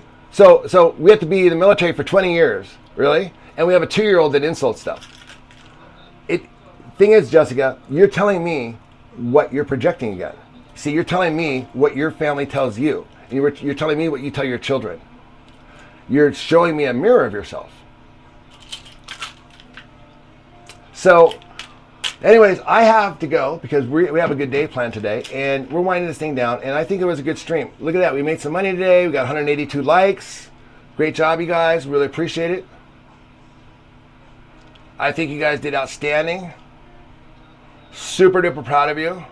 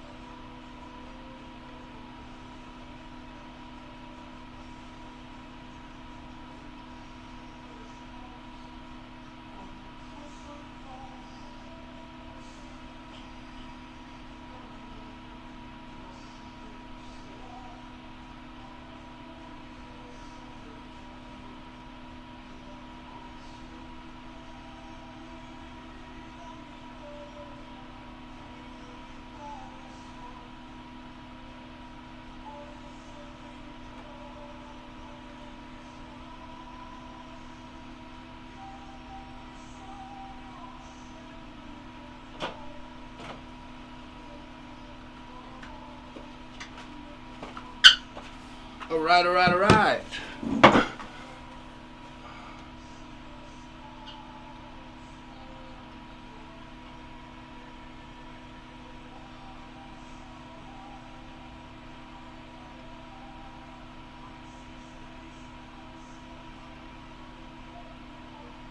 What time is it right now?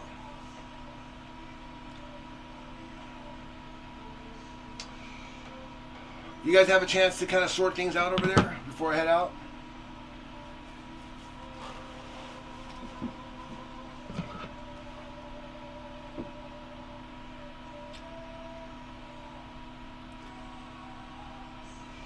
Rich, bring back the beef. What do you mean? Who's the beef? Who's the beef?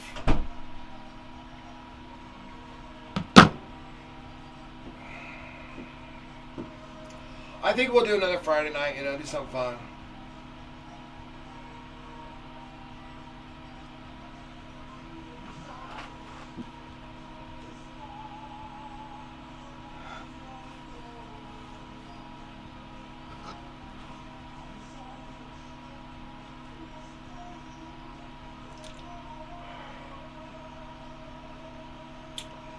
AAP, yeah, it sounds like you have a good point there.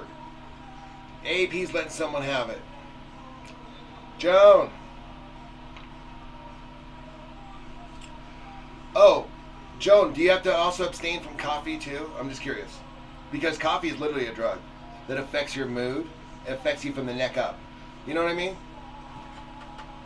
So are you saying that people that drink coffee in AA aren't sober? Because coffee is a drug, literally by the FDA. Nicotine is also a drug. It's a stimulant. Caffeine is a stimulant. These are amphetamines, like similar to speed. Combine that with the sugar, you got the perfect speedball. See, I don't do sugar. We don't do caffeine. We don't do any of that.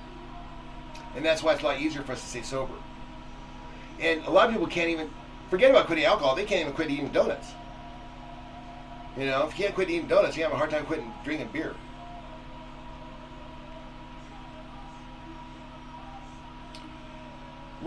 So you're sober, no weed in New Jersey, but do you have caffeine? Because you're getting on somebody right now saying you're taking their inventory. So I'm gonna do what you're doing to them. See how you like it. You drink caffeine, you're not sober.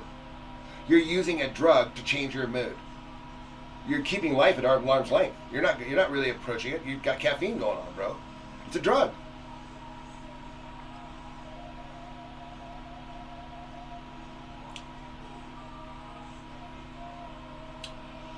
Listen, Petru is managing mod out there, guys, so that's all I can do. She's been working really hard with me behind the scenes for a while to get the channel back going, so she's earned her stay here. So you guys have to show her respect, whether you like her or not, whether I like her or not, doesn't matter. The matter is that there's a function that needs to be done, and she did it. And she's doing it, and we didn't do it, and she did. So therefore, she is the managing mod. Now, if you don't like it, find another room. Go moderate somewhere else. I don't care. Or be nice to Christy, and maybe she'll make you moderate. I don't fucking know. But I'm not in that business no more because I got other shit right now. Too much drama. You guys know that.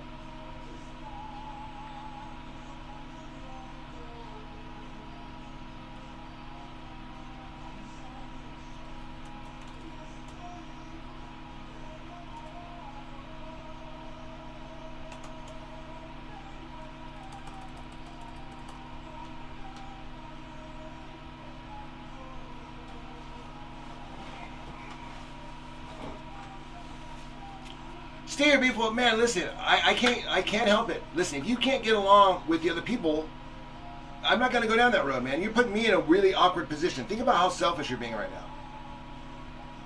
You're being really, really selfish. Someone said, hey, all they asked you is just be nice in the chat. That's all they said. Another moderator said, be respectful in the chat. I don't know what the details were. And now I said, look, you guys figure it out. You get along or don't. And you're like, oh, I'm out of here. Great. Bye. Bye, bro. Because it's like, that attitude, that's not serving me. It's not serving the channel. It's not serving anybody in this room. It's serving steal your beef. That's all it's serving. Your attitude is all serve me, serve me. What's in it for me? No. Christy fucking spends hours doing shit that's not. She Nothing's in it for her. She didn't get a fucking view out of this. You know what I mean? She's got other shit to do. She's married. She has shit to do. My point is that like you're kind of attacking a person who's worked hard, and now you're putting me in a position by being rude. You're like being okay. I'm gonna shit all over the place, and if someone tells me to stop shitting all over the place, then I'm going to throw a tantrum and call Rich and say, Rich, let me back in. They won't let me shit all over your room. Well, I don't know, man. Sort it out, bro. You're an adult. I don't gotta fucking call Christy and explain to you why you did your actions. You sort it out. Make her like you. Make it get along, and you won't have this thing going on. But if you're in, now I trust Christy that she's not gonna block somebody or ban somebody just for the sake of it. There's probably something you wrote that wasn't good for the channel. Can you see that? I don't know what it was, but you tell me. Let's start there. What do you think you said that bothered the chief moderator around here?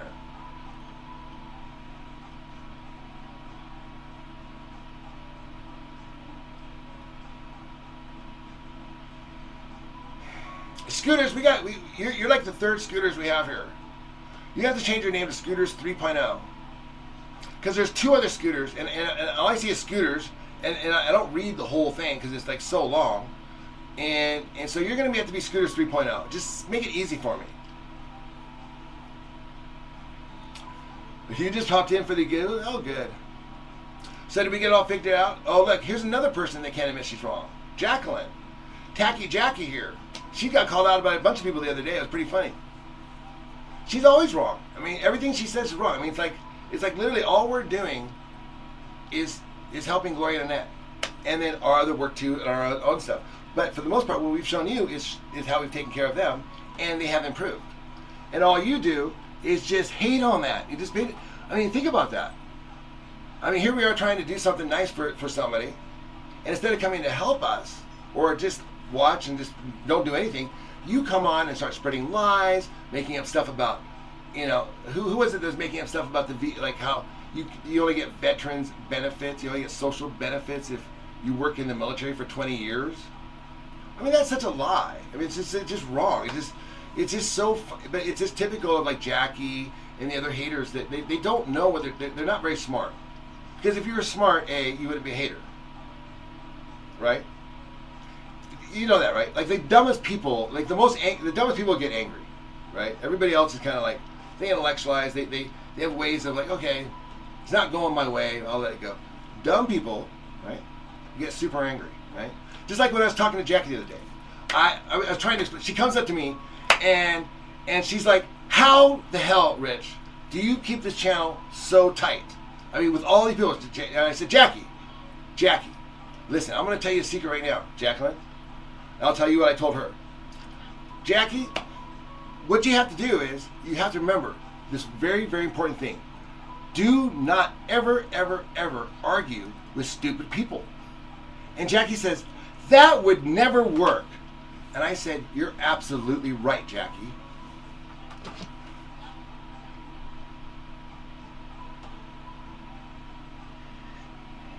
Right, at the end of the day, man, it's not even about me. Who cares what the hell I'm doing? You know, I could be like eating like a box of tomatoes all night long, just like hiding out in the bathroom, just doing tomatoes, doing weird shit. Like, who cares? But if that girl over there is smiling and she's safe, that's better than it was when we got here. When we got here, this place was not safe. It was a disaster. And we turned it around, and we did it by singing songs, having fun, documenting it, and we didn't get any help from you guys. We didn't ask for any donations. At first, you guys sent some donations the first month, and that's great. But that was like 2 years ago. We've done a shitload of stuff since August or June of 2024. So since June 10th, and that was all funded by us. That's why we had to go to New York so many times. We had to catch all this stuff up. I mean, there was a lot of stuff when we got here that was behind, and you guys picked up in the middle of the story. The heavy lifting, cleaning out this house, the trips to the store, that was all done in 2023. Taking it to the hospitals, all this, you know, all the hair, the teeth, all that stuff. That was 2023. You guys didn't even see any of that stuff yet. Maybe if you guys are good, I'll show it to you guys.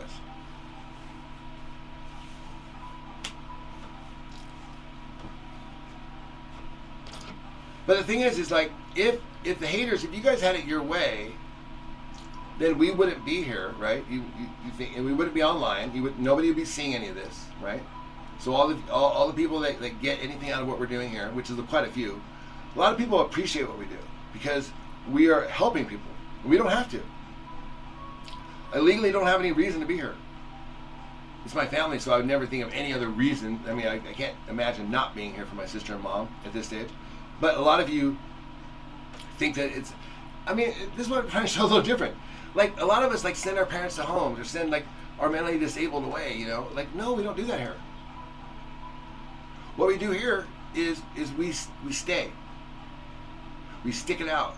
We show up every day, even when we don't feel like it. And after 2 years, I'm happy to say that the results are undeniable. Things are 1,000 times better here. I mean, I'm getting to know my mom at a level that, man, it's like a lot of you guys probably only talk to your moms like maybe once a day, maybe once every 2 days. You know, you call her on the phone, maybe because she doesn't live in the same city or something. Or your dad, you check in and say, hey, you know, you call him at night. Or I don't know. You guys tell me how often. Just real quick, how many times a week do you call your mom? Just go. Ready? Once, twice, 3 times, 4 times, 5. You know, just put the number of how many times you talk to your mom a week. I'm just kind of curious because I don't know. Because the way I was, it was like once a year before I got here.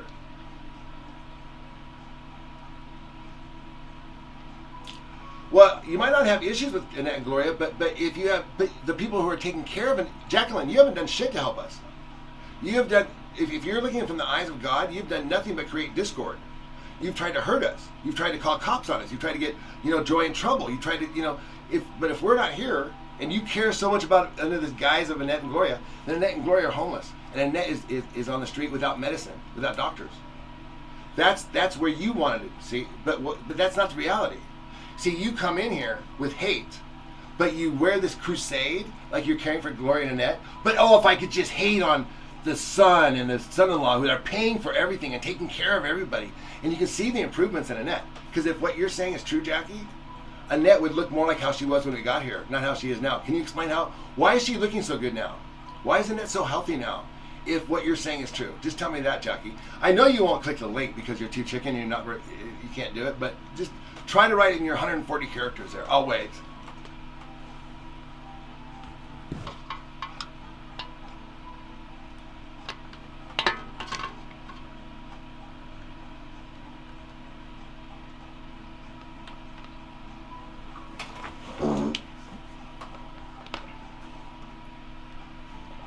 So explain, Jackie, how using your theory, how is it that they're doing so good? You actually care about your parents. Okay, so how often do you talk to... Okay, listen, the fact that you're in here hating on me tells me that you feel guilty that you're not taking care of your family. How often do you talk to your family? I don't care, you're going to lie. But the fact is that, Jackie, so using your theory, and I'm taking care of Gloria and Annette, paying their bills, physically taking care of all their stuff. How does your theory work in there if they're looking so good and the bills are paid and nobody's getting evicted? Even when you called the cops on us 8 times and had them show up here 8 times and do an open investigation to try to fill out your fantasy, the hard reality was you're crazy lady. They wrote it off. They don't even respond to you unless you show them video evidence now. They won't come out here.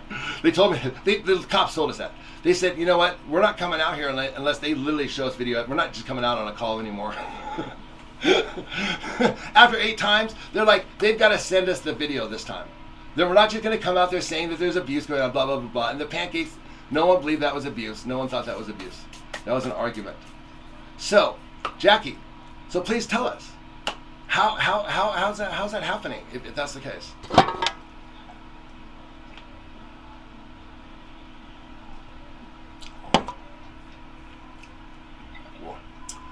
14 years, bro. 14.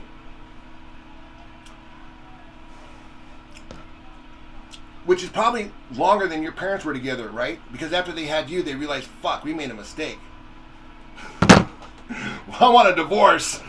Who wants custody? Not me.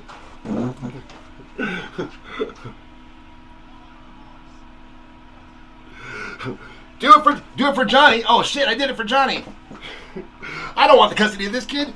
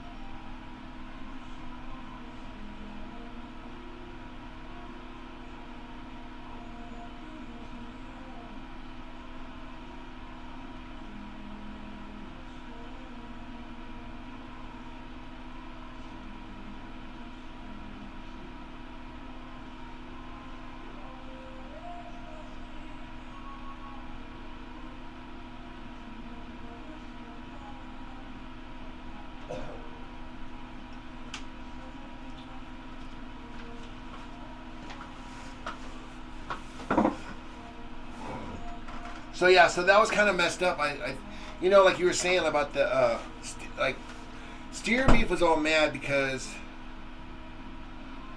I guess I don't know, there's something going on, but then he was like, oh well, say goodbye to your donation. But it's like, dude, you were sending me super stickers with stuff that I literally was saying I didn't feel comfortable reading. I mean, you want me to say like nasty stuff about other creators that, you know, it's like, bro, I mean, as I have, look, if I have a beef with Ava, if I have a beef with LCW, I mean, I work it out with them, but I mean, I don't need to just like, you know, like make fun of their facial features and stuff. I mean, that's not, I don't think, the purpose of the super sticker, you know? He was deleting everyone's comments. He's obsessed with Ava. Okay. You know, I can see that now. That makes a lot of sense all of a sudden. Wow. Oh, okay. Oh my God. Oh my God. Ava, I owe you an apology. I can see what, oh God. I can see. That's what you were saying. Okay, I get it now. You were being fucking harassed. I didn't get it. I thought this was, you know, apologies. I thought this was about me. Surprise, surprise. Yeah, I fully was doing a self-centered circle arc. You know what I mean? And was thought that whole the Ava, Jeremy, LCW, all that shit going on. Somehow that was about me, but really, yeah, no, there's something else going on. But you're right. That makes more sense now.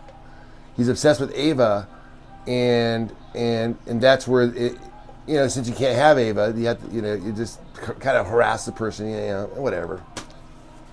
I don't actually know the details, but that does make sense.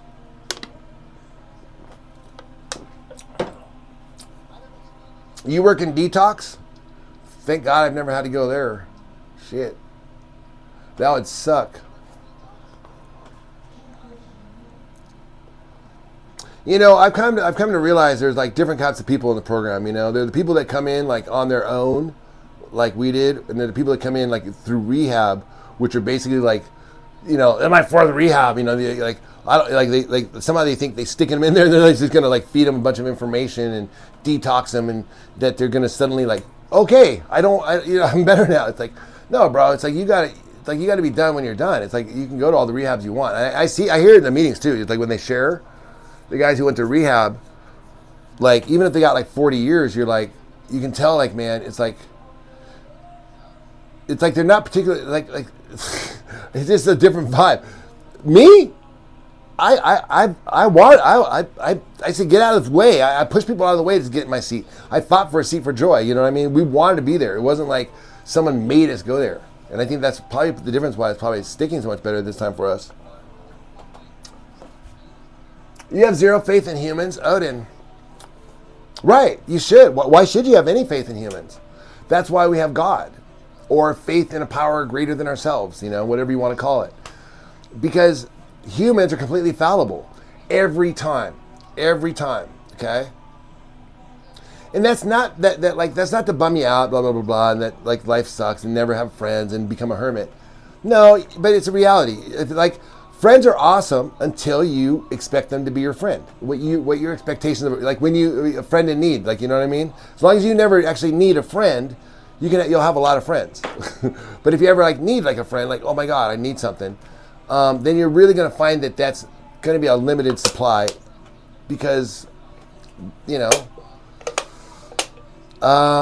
if you ever seen the Titanic, you know, we had to let Jack go. Just because we had to save ourselves. I mean, it's sad, but as much as she loved the guy, it was like, hey, you know, better you than me. We got to live now, right? And that's not, I'm not saying that's not like that's not a moral thing, because it's not something you're going to, when you get to better you than me, survival, you're not making decisions based upon morals or what society would deem acceptable. When you're talking about survival, your own personal life and death, if you've ever been at that level, you ever had your, you know, then you make decisions that are for your life. And that sometimes means, violating a lot of your own moral codes. So as Jedi, we try to avoid putting ourselves in that situation. Like, for example, like going to Epstein Island would be an example how you might put yourself in a position where down the road you might be blackmailed and have to violate your moral codes.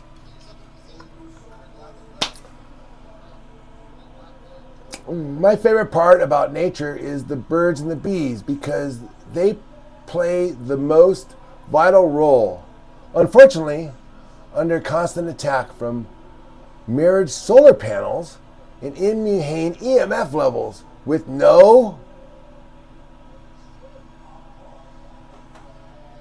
I feel like there's more to that sentence. Not even the butterflies are extinct. Unfortunately, Americans blame heat with Elon. Man, I can sit down and have a beer with you, even though I don't drink. I mean, hypothetically, a virtual beer, and have a chat with you over that. Would you like to do that someday, man? You sound like a guy I could talk to. I need some intellectual stimulant once in a while, if you know what I mean. No offense. My brain gets really, really frustrated when we can't have not deep, but if you're spicing you're piquing you're getting my synapses firing, bro. Love to sit down and talk to you. Jan, should be the 4th inventory by 70 days both. Should be on 4th inventory. You're should be on 4th. I don't know what you're trying to say. It doesn't make sense. Are you on your 4th? Are you on your fourth step? Or are you talking about you should be doing your 4th step inventory by 70 days both? I have butterflies everywhere. Oh, I love butterflies.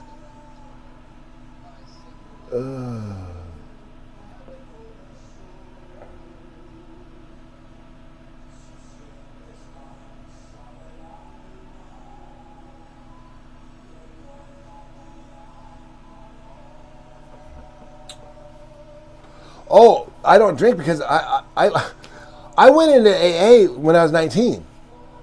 I mean, I have like close to 40 years of sobriety experience. I mean, I've like I mean, if I add up out of that 40 years, I've spent more time sober than not sober, and the basis of it was built in AA. And I knew from like high school that I was an alcoholic. That's why I don't drink. I mean, I don't know how much more clear to make it to you. You're like, wait a minute, you don't drink. Why do you go to AA?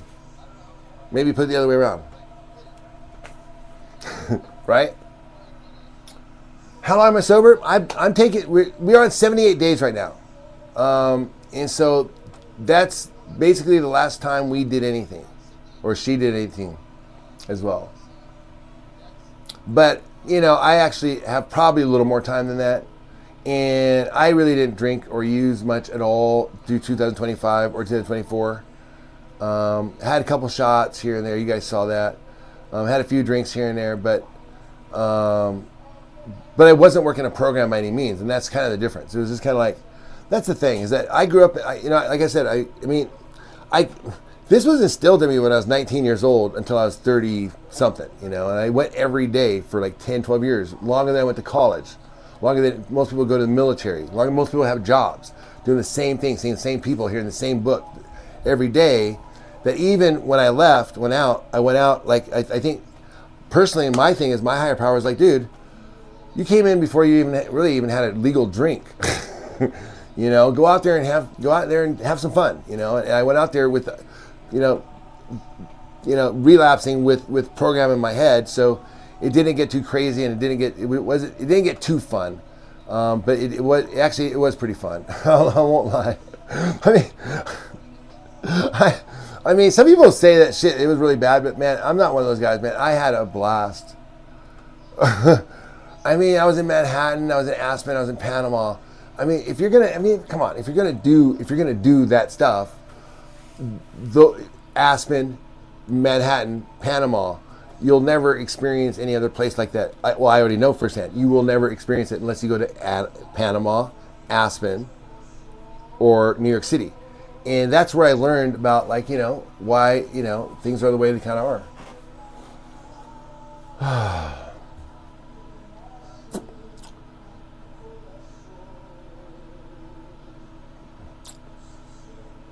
Anything with an actual heart and a brain is considered sleepless.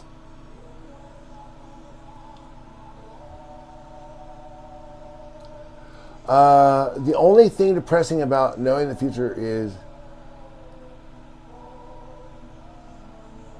the world ends is that happily nobody cares beyond love for idiocracy. Bro, listen, I get you. All that's happened, Odin, I know where you're going with this, man. You are going down an evolutionary path that is perfectly normal, okay? All right. All that's happened is like, dude, you went to school and they put these glasses on you. And they said, here, and they taught you a bunch of shit. And you sent out there and you went out there and you took off your glasses. And you said, you know, none of that shit really made sense to me. Anyway, look at what's going on. Like, wait a minute. Wait a minute. Life is not about, you know, like our leaders are not good people. They're selfish, greedy people. It's like we're not, you know what I mean? It's like we start to wake up to like the way reality is. Wait a minute. And that's just part of growing up, man. High five. Like I said, one of these days I'll sit down and have a beer, a virtual beer, because I don't drink.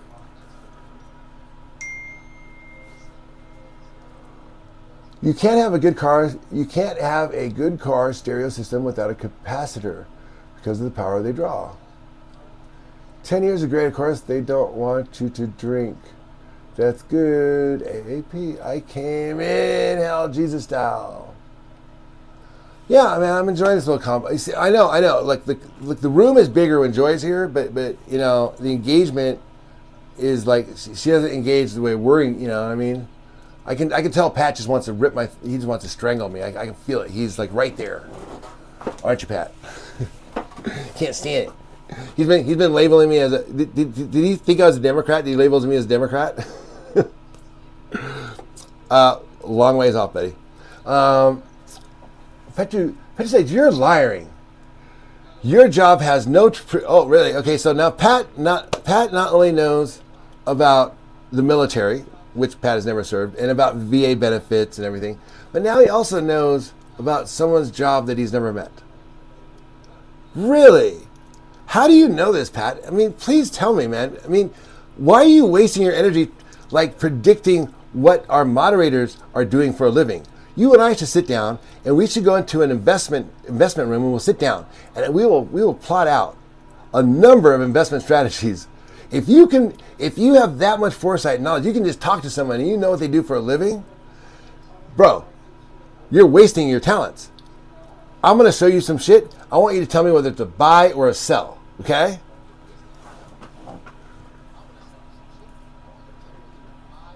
Oh, I take... Okay, do you want me to respond to that? Or are you just kind of trolling, Pat? Because obviously you know that's not true. Do you really need that much of attention right now? Because Petru Sage will certainly give it to you. Beast of Hell Sacrificed. Beasts of Burden is my favorite song by the Rolling Stones. When you open yourself up to be a YouTube host, hold on. No. There is nothing that says, after what you say, there's no rule that allows what you guys are doing to Joy and to other people. No. Just because you're out here does not give you the right to do any of that stuff. It doesn't. You want to justify your behavior? Tell it to God. But you're not going to bullshit me. Not this guy. Save it, Joan. Trying to justify your behavior. I love it. I care about Gloria and Annette. It's just those two. Right. Masquerading your hate is something else. No. Sorry, dude. I think this country, all of us have been lied to so often now that we know bullshit. We know when someone's saying like, oh, we're doing this for the good. Remember that guy in Venezuela? Oh, man, that was so dangerous. We had to get rid of him because he's killing. Right. We're not buying that shit anymore, guys. Sorry, Pat. But your lies, your little game of how you lie is over. Trump exposed you guys. It's over. It's so done. I mean, you don't realize what's happened, but like the whole Republican thing, it's like they're so mad because you can lie to the people a little bit. You can say, hey, we're doing this for the good of the people, but really you're doing it to line your pockets and everybody does wink, wink, and we're like, okay, We're all cool with it. Okay, fine. We're cool with a little bit of bloodshed because we're getting cheaper oil. But when you take it to the level he did, where he's taking out civilizations and giving basically nuclear bombs to Israel. Sorry, it's just too funny. It's like everybody cleaned their public minds like, oh shit, the gig is up. And that doesn't make me a Democrat, bro. Pat is a low tier troll. I mean, he's just kind of like throwing out some pretty basic stuff. You literally could cut and paste what Pat wrote about me and put it in any. I can see him in other rooms. It's like pretty basic insults. 2-year-old insults. The insults a 2-year-old would give. Jessica has a 2-year-old who this is a funny story. Jessica, who's in the room you saw her, she has a 2-year-old whose first words. She'll tell you it's funny. It's a funny story. This is not bad. Most kids, their first words are gonna be mama, papa, dada, whatever. This kid's first words were dumbass.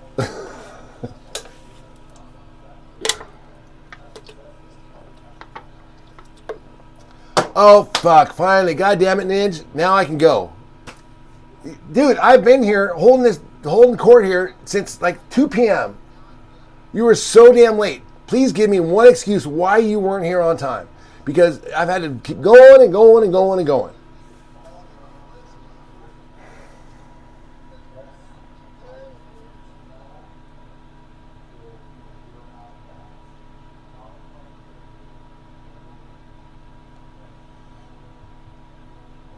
Okay, I'm going to put an intro video on, guys.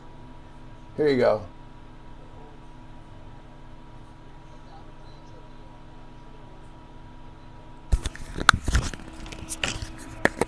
Oh, sorry. I'm going to make an outro video for you.